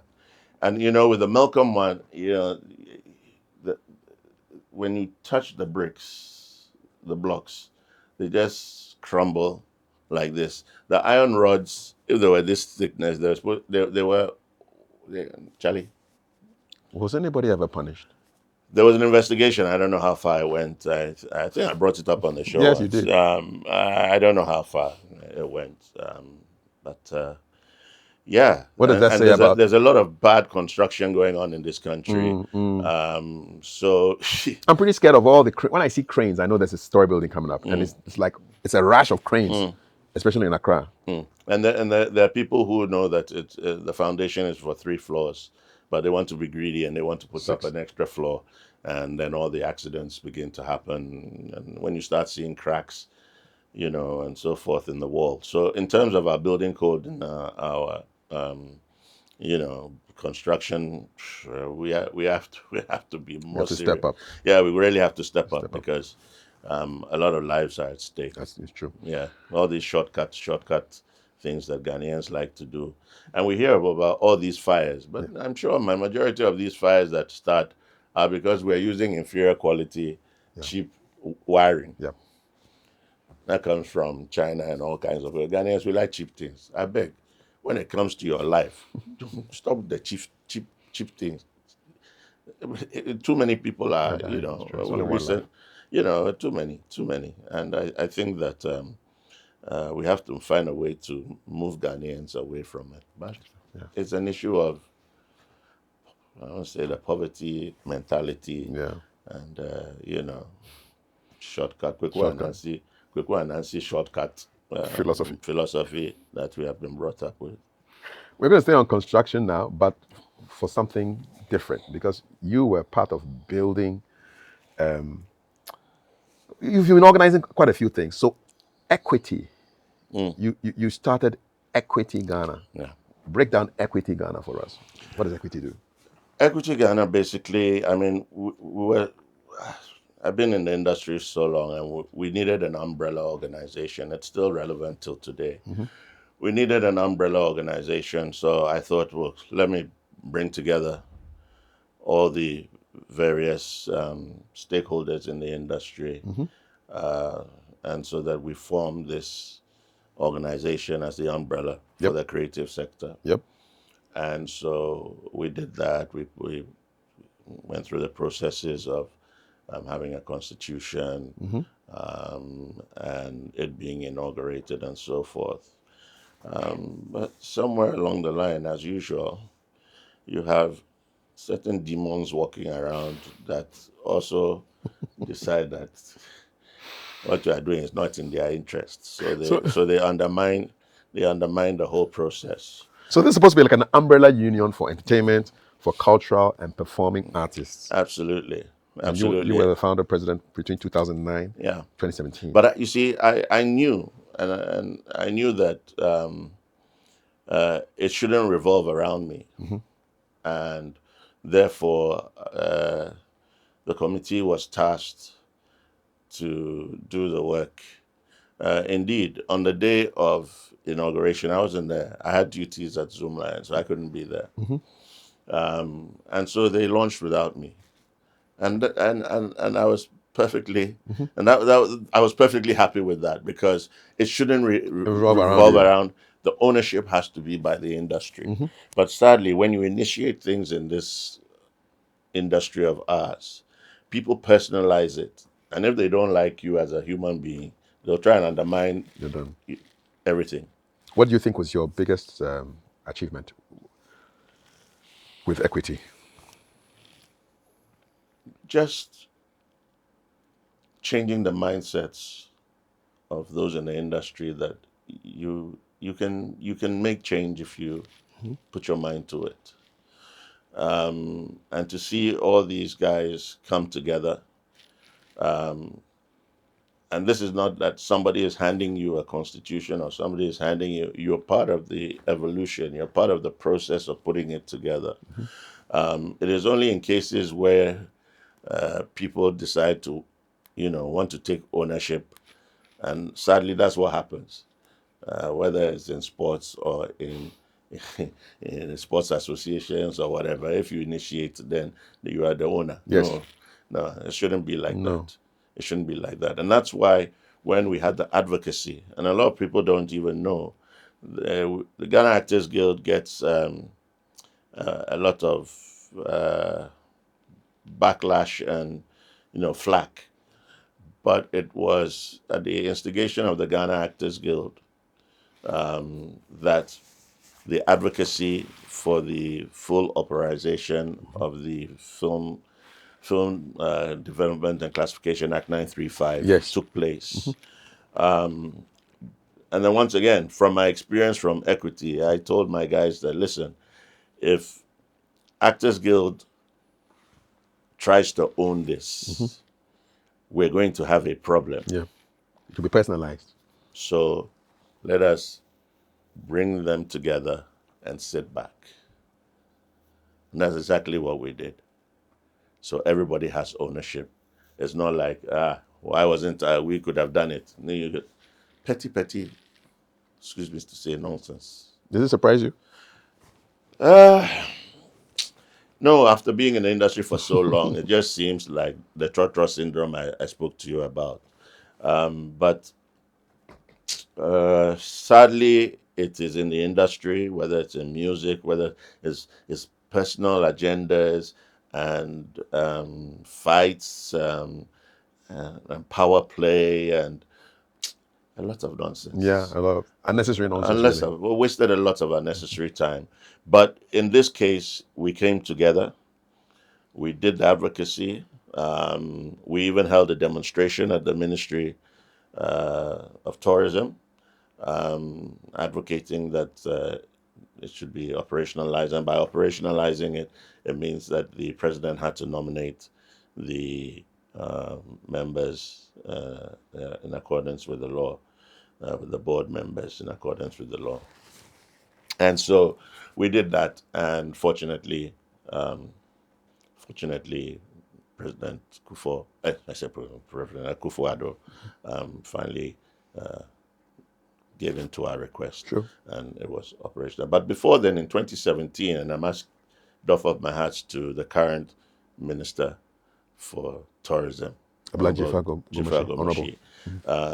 It was largely her push that got us the law in the first place. I mean, we'd been fighting for the law for 30 years. It's true now. and the final stretch, she pushed it to Parliament for it to be approved. What So, does the Film Classification Act mean to the creative industry in Ghana? What will it do? What should it do? well, it's limited really to the film industry. I mean, to regularize the industry, and to bring to sanitize the industry and standards. I mean, that's the most important thing. As part of the drafting of the legislative instrument for the law, with amongst other colleagues, and the LI basically gives you the guidelines as to the rules, the actual rules and the regulations to follow. The law is broad, so we're still fighting for it, for the legislative instrument to be approved in Parliament and so forth. Okay. But I think we will get there. It's a process. I've laid back a little bit because I'm tired of the fight. 30, 40 years of fighting in this You go industry. tired. When I say fighting, Yeah. it's advocacy. Advocacy. You get tired at a Yeah. certain point. Jaded. Yeah, you sometimes will ask yourself, is it worth it? But when you start something, you have to make sure that You finish it. you finish it. Yeah. So no matter what you go through, you have to pull through. So I'm hoping that, well, now that Jaffa is also there, the Honorable Jaffa Gomashi is there, and we hope we take it to the next level. But really, before we go, what do you think about Ghanaian TV shows, TV and film and TV? Are you hopeful when you watch the stuff that is being produced these days? Um, you see, you want to put me into trouble, pa. You're already in trouble. I think we have the capacity. I don't want to be negative in any way, and I don't want to Be place patronizing. a judgment on the industry. Okay. I think what is happening now is that we're seeing an emergence of a new crop of film producers and content creators. And let's also remember that the industry has had a seismic shift from into the digital era, Yep. where we are seeing content. Normally, when we say film, everybody thinks of about a feature film, as a 90-minute feature film or something. Content development now is driving the industry. Yes. You have, and it's all about Nokofio, the monetization of your content. So if I'm going to spend 14 years or 10 years or look for, Big funding. big funding to do my film, when I can now take my mobile phone, say some nonsense on TikTok, and then make money.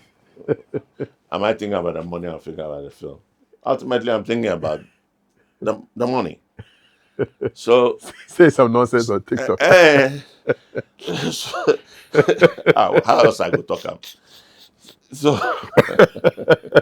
So you have these platforms of YouTube and TikTok Yeah. and so forth that people are monetizing it, Yeah.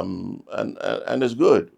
So now you're getting skits Yeah. that are making Short form short content. form content that is making money, and we don't even have the movie infrastructure to attract larger audiences. You have to build the infrastructure. So there's been a shift, and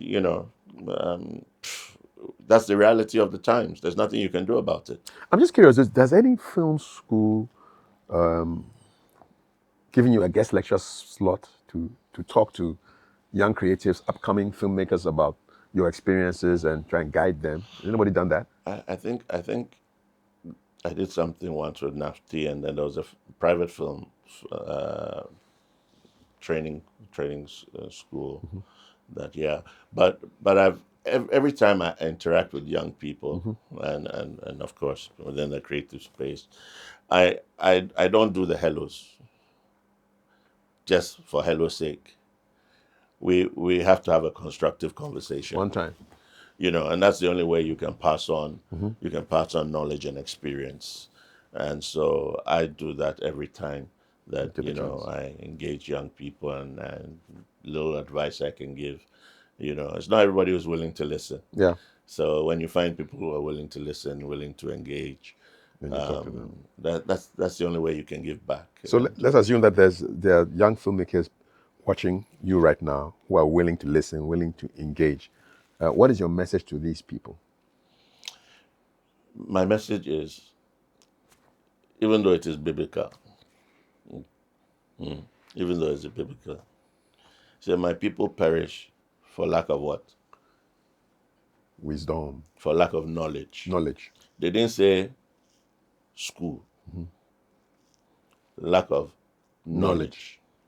So go to the school and get knowledge. Knowledge is far broader. You have to open your eyes. You have to observe. You have to understand everything around you, your whole ecosystem, whether it's the film ecosystem, how it correlates with all the other ecosystems around it, to give you a much wider and a much more grounded perspective. And just look out for excellence. Make excellence your goal. You don't only compete with others. Compete with yourself. Your time, when it comes, you have to be ready for your time. When opportunities come, some people can't see the opportunities even. They can't even recognize the opportunities are there, but they can't even recognize them, let alone take advantage of them, let alone be equipped with the requisite skills, knowledge base, and ability to take them to the next level. And so you have to be ready at any time. So you can't be complacent in this day and age where competition, the marketplace is so competitive, you'll be left out. Okay. Before we go, just some personal insights. What's something that most people don't know about you? I think everybody knows that I like Kinky and Friday. A lot of people think that, for some unknown reason, or maybe they think that I'm pretty stuck up, or but I'm not. I'm a very normal, down to earth guy who likes sitting by the roadside, gutter to gutter, have my beer, sit with my friends. I'm not into the golden tulips and high-end things. I'm just a simple, normal guy. Regular Osu boy. Just a regular person, And sometimes people are afraid to approach me. Well, I do have a scowl on my face. It's a natural scowl. Sometimes I have to straighten myself up. But, And maybe they think they're going to be arrested by the inspector, Well, I used to use it to keep people away.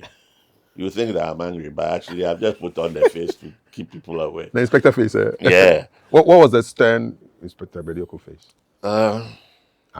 That's it. So, just no, but we're just a regular guy. Regular guy who acknowledges that I'm grateful to be here. God has indeed given me a talent. The talent is not for me alone. If God has given you something, you must give it back to others. And then also to recognize that life itself is fleeting. Indeed. And that you must be humble. No humility, you've got a big problem coming. And as I sit here, if I can count the number of my colleagues that are not with us today, and the likes of Kofi Buckner and Kojo Datsun,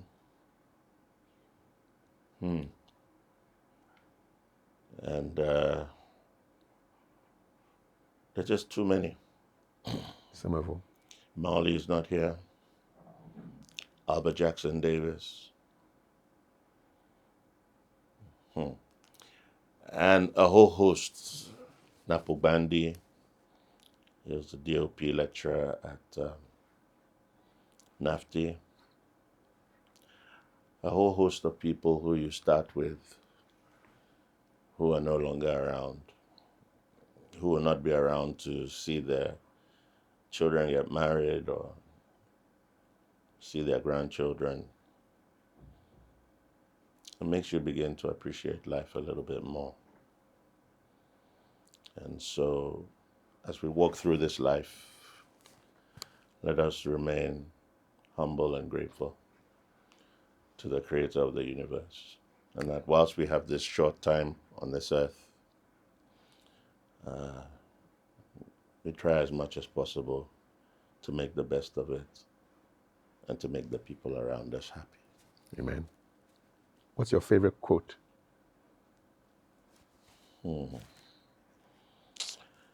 Quote, Homo Yemi, You the honk. you home brutal, KK and some Friday. well sharp. How do you stay motivated when things get tough? Because they've gotten tough before. Yeah, they have. Extremely tough. And these are the learning curves where you say to yourself, never again.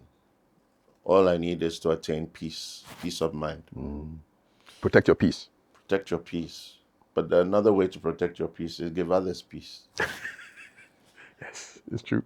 You I have love that. It's a correlation. You have to understand it. Give them peace so that you also can get have your peace.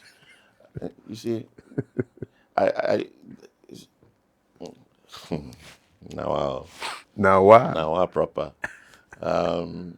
Do unto others as you would others do unto you. There are certain basic principles that you can walk with. And I'm not being religious here, but those 10 commandments, you walk with those 10 commandments, forget about all the other bits and pieces. Your life, I'm sure, will be easier. It'll be cool. But if you know, say, they go chop somebody and wife, where the guy catch you, when die, you go die. He go kill you. He go kill you.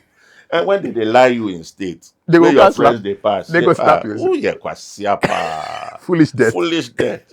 You go say, all die, we die, but some die be more foolish than others. Simple and sweet. So 10 commandments. Charlie, Follow them. yeah, follow them judiciously, and you should be okay. To be okay. You should be okay. What does faith mean to Oscar Niaja Provencal? Faith has been a journey. This is a guy who was part of a deliverance team. I joined a church, which was a deliverance church. I really believed in the things that, and I remember we going into the forest and going through the deliverance process. But Charlie, when your fellow pastors are drinking soft drink and chewing bullfruit, yeah, they understand that people are rolling on the floor, manifesting and things like that. And the Bible says that, Charlie, Jesus, when he casted the demons out of the madman, entered the pigs. The pigs just didn't stay. The demons didn't just stay in the pigs. No. The pigs entered the water And drowned. Or wherever they went to. But here I'm saying I'm casting it into some deep pit somewhere. And I say, well, if the pigs were the only live things that were around and they went inside, say as I'm casting out, who are the live things that are around? Is it not me? Hey, Charlie Jack, this business is not correct. Why you were going to be a pastor or something? Oh yeah. You were really? I was a Sunday school teacher at a certain point in time. But maybe some the demon when you see one, Jesus, there were 2,000. When they are coming out, is he counting 1, 2, 3, 4, 2,000? Charlie Pastor So if Provencal. you are sitting here and you think that you are manifesting one, and he's come out and you are clapping for yourself. More day. So you better look sharp before you realize they are better you. So that was a turning point for you. That was a turning point for me, and you can't do those fluffy things. If you say that's the word, it has to be the word. If you tell me the Holy Spirit doesn't lie, and you're a prophet, and your prophecy doesn't come true, then want to come and use reverse psychology and put it on me. That's me, my fault. You are not going to fool me. I've been, so You've been through too much. yeah, and you do so because you're trying to find yourself. You're trying to seek your purpose. And some of us have, back in the day, we used to read Lobsang Rampa. You heard about No, Lobsang no, Rampa? no. This is What's a guy who could transcendental meditate. Oh, they'll levitate from the ground. No, not levitation. No, He was you flying. travel in the spirit Hey, all over the place. wow. Yeah. So, and you read widely. I mean, I haven't read all the Quran, but I've read about it. I want to broaden my knowledge. I don't want to sit here and judge people when I'm not in their shoes. I don't know the experiences that they've gone through. I don't know the background. So I tend not to judge people. I try to put myself in their shoes. Why is he behaving like that? What happened in his childhood? Why is he reacting that way? You know? And so anybody who's really close to me thinks, who knows me, I'm a very laid back, and In it's terms of very, your faith, yeah, it's very difficult to get me into a state where you get too emotional. no, So no. for you, faith is personal. Yes, it is. It's a personal relationship between you and your creator. And because of the industry, I know from my own personal experiences how my career has developed. Now, I was sitting there somewhere. Was I expecting your call? No. And that's how it is. Somebody somewhere has to think about you Yes, and then and make a makes move. a move. That's correct. It's not in my control. No, So if I think everything is in my control, then I'm a fool. no. And that call ended up us being here. Being here. Yeah. When I go to an audition, there are 100 people.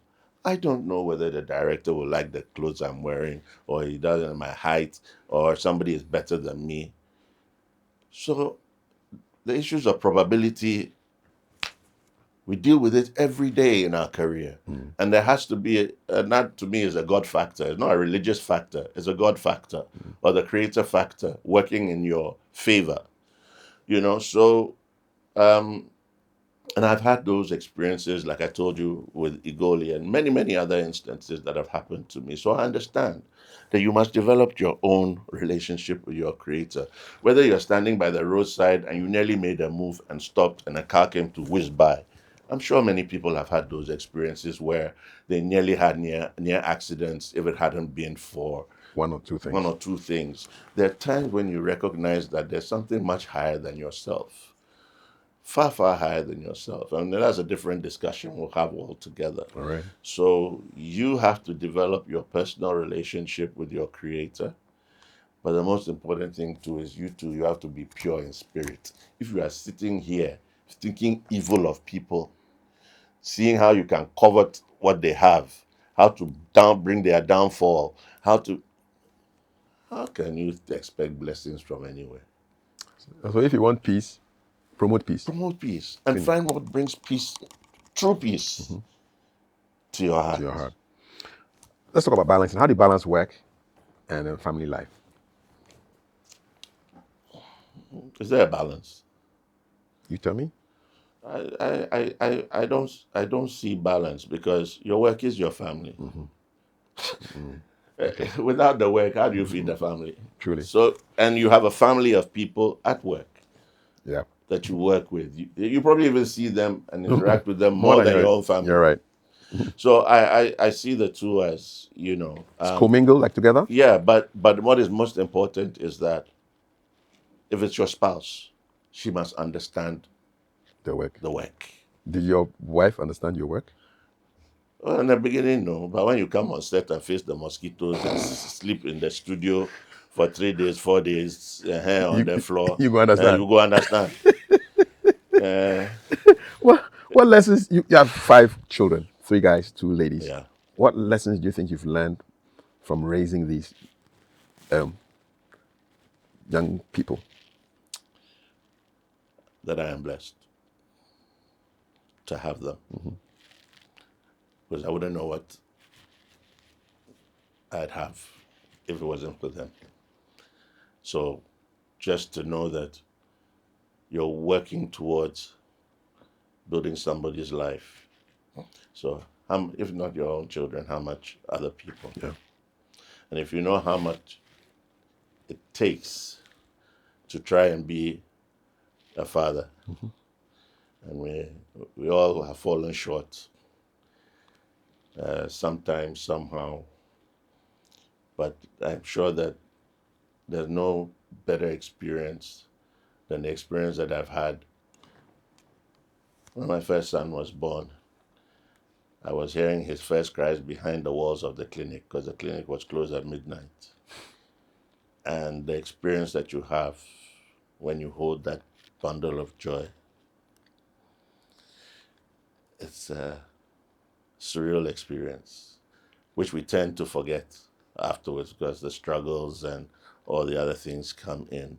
But when you take a look back there, and I think that every father who holds their child, and every mother as well, is a moment and an experience that you can't substitute for anything. You know why I'm smiling? Because I have a picture of me holding my first son like that, and it's like I'm screaming with joy, man. I'll show you that photo. That's nice. I've got one with my grandchild, and I'm thinking, now you make me grandchild. And then I've got one with my sons. Then if it's not you, they won't call me father. No. So I know exactly how you feel, man. Yeah, It's a wonderful thing. It's an amazing feeling. And so, yeah, I mean, for me, It's wonderful. yeah. What do your kids think of your acting? Oh, they just see you as daddy, momo, daddy. Okay, they're big enough now, so no more momo. But ATM, the church. well, I think they're proud. They're proud? I hope so. I mean, well, they've told me they are, but that's all that really matters to me. That's it. Nothing really else matters to me. Not at all. I mean, I don't need to. If I drop down today,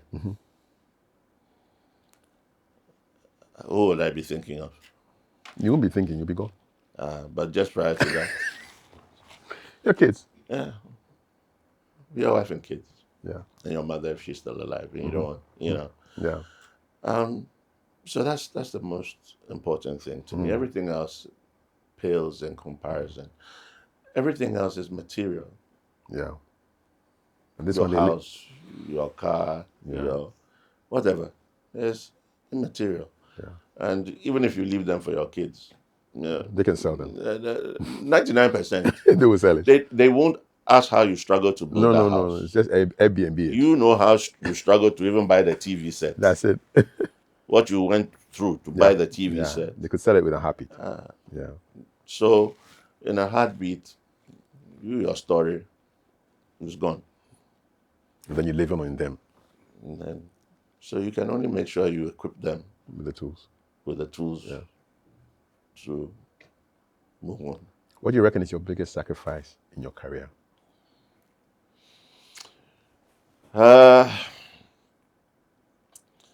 Advocacy. Okay. I don't like people being cheated. I dislike it enormously. It's part and parcel of me where there's injustice. And this one we're relating it to the industry. And I will speak up for people who can't speak up. And I have suffered for it. But I've recognized that that's me. So I will speak up when I need to speak up. That's why I come on a breakfast show. Spare your mind. I say my mind. Yeah. I don't care what you want to say, what you want to think. Are people kind of put you in a box because of what you do on the breakfast show? Yes. Some say I lean towards a particular lineage. I say, well, think what you want to think. It's not going to change me.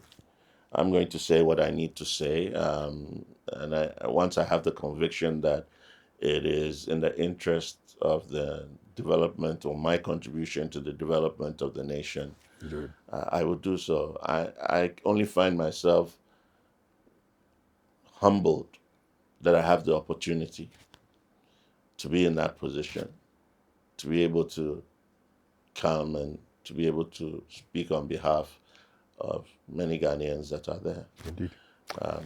It's an honor and it's a privilege, and not one I take lightly or take for granted. And we are grateful for your presence on the breakfast show.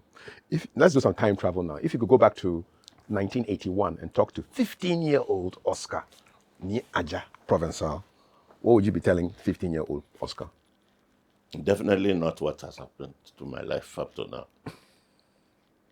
Definitely not. I wouldn't have envisioned, going through, having the experience of meeting the people that I've met. If you've been privileged to people like Danny Glover and Hugh Masekela, all the Ghanaian artists from Kojo Entry, to Amanziba. And these are guys who Charlie we idolized and stuff. And so I've seen that the trajectory of my career, I would never have been able to predict it one bit. So 15-year-old Oscar shouldn't worry about the future. No. 15-year-old Oscar should worry about what 15-year-old Oscar needs to deal with in his 15-year-old life. That's all. And prepare himself for 16. But if he's looking for 31, it ain't gonna happen. Hey, bros, you're going to have problem. Live in the moment and deal with your stuff. Deal with your stuff. And prepare for the future, yes. Yes. Equip yourself for the future, but don't go too far ahead. Don't go too far. I think that a lot of the challenges that we face as human beings is that we give ourselves certain expectations, and when we don't attain those expectations, become mental health issues. Yeah. Take one step at a time. Have a plan.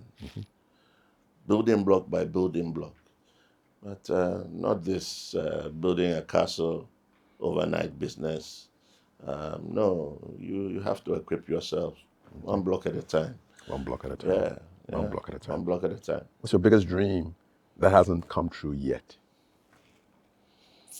My biggest dream that hasn't come through yet.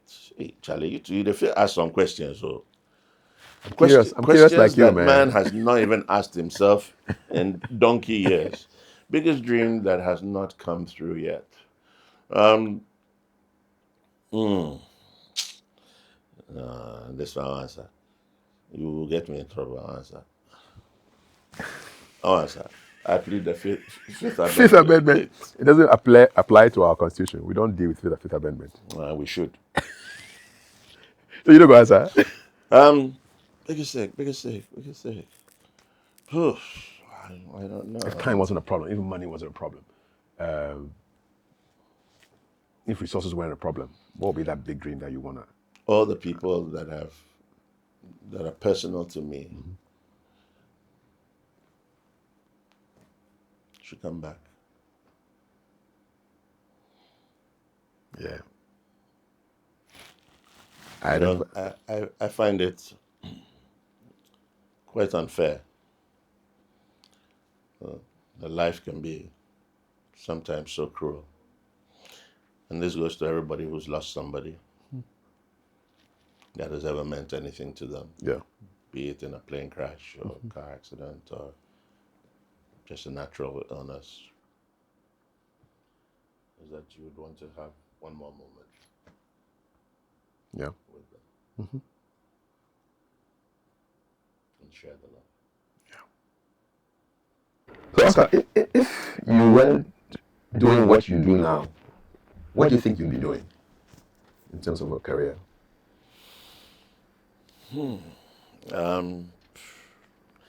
Most likely a lawyer. I like a good debate. I'm sure you know that. Yes. Was your mom a lawyer? But it's not. No. My stepdad. Okay, he was a lawyer. But it's never too late. So who knows? No, it's never too late. So these days. When my daughter finishes, I'll think about. Then you start paying school fees for yourself. Very true. What's the most beautiful place you've ever visited? Ghana. And you went around the country when you were with Zoomlion? Ghana. Yeah. And it depends what you classify as beauty. I mean, When you travel to Europe, and you know,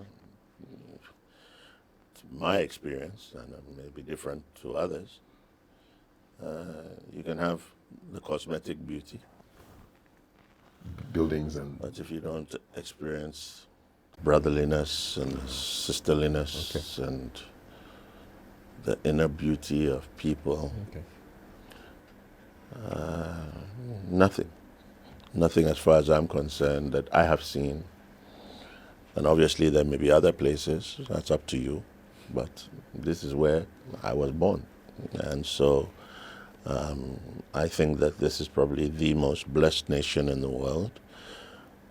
We just have to, and I think the next generation will take it up to make it the paradise that we all envision that it is. But despite that, this is a place where I can meet total strangers, not because of my status, but people will be open, chat with you, laugh with you.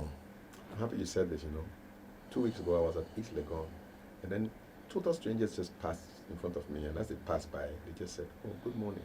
And I posted something on my status, said, "What a beautiful country, man. A total stranger will greet you very warmly, It's nice." Last week I took my car to the workshop, and I wanted a place to, pay the water bill. And a guy sitting in the shop, old man sitting in the shop, just saw me and said, "Hey, boss, come." And he gave me somewhere. And we sat down and we chatted. Amazing chat. Yeah.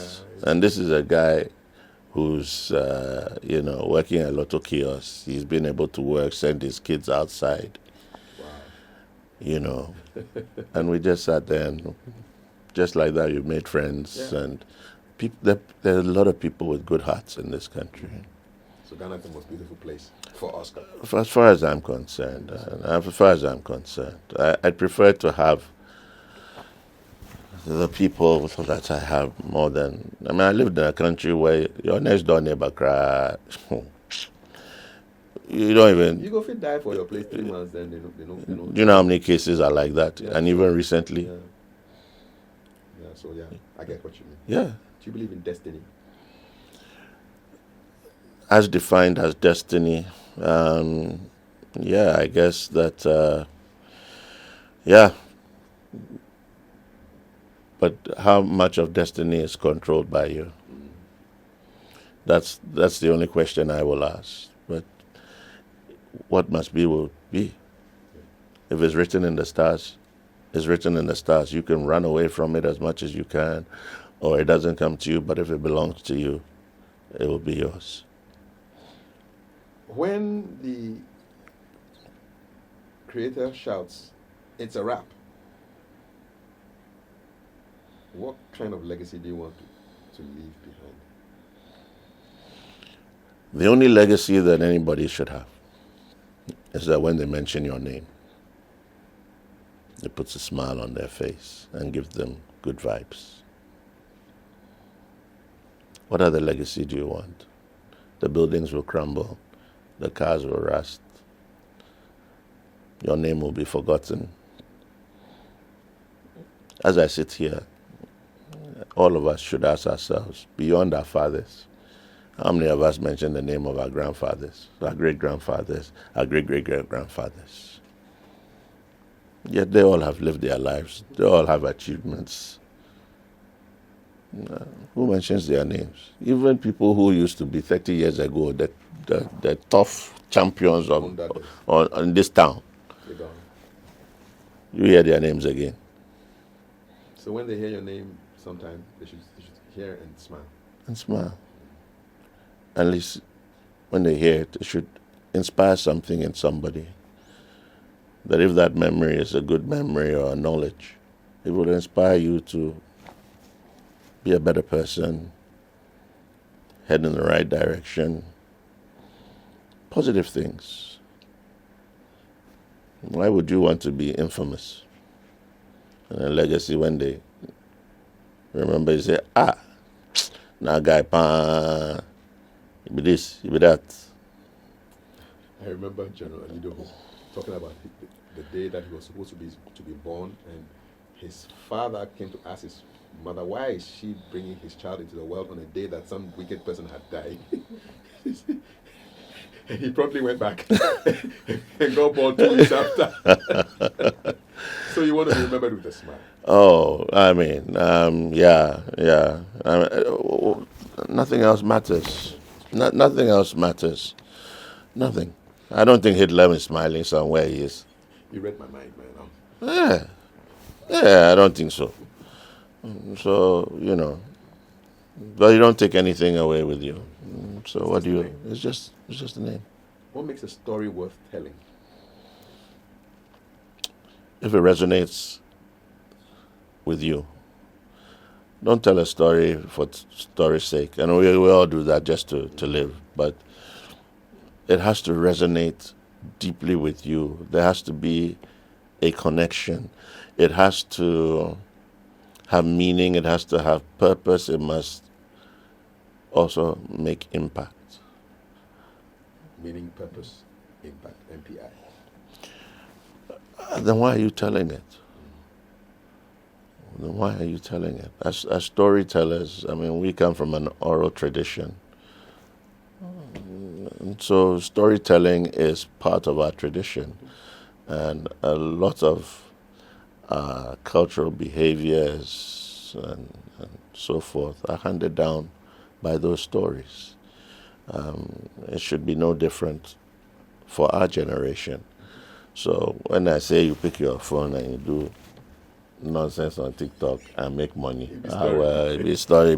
Digital story. It'd be the times that would be so. But it's still a story. But at least make sure that There's meaning. there's meaning in it. There's purpose. Purpose and there's impact. What advice would you have for teenagers who want to be artists, actors, musicians, painters, storytellers?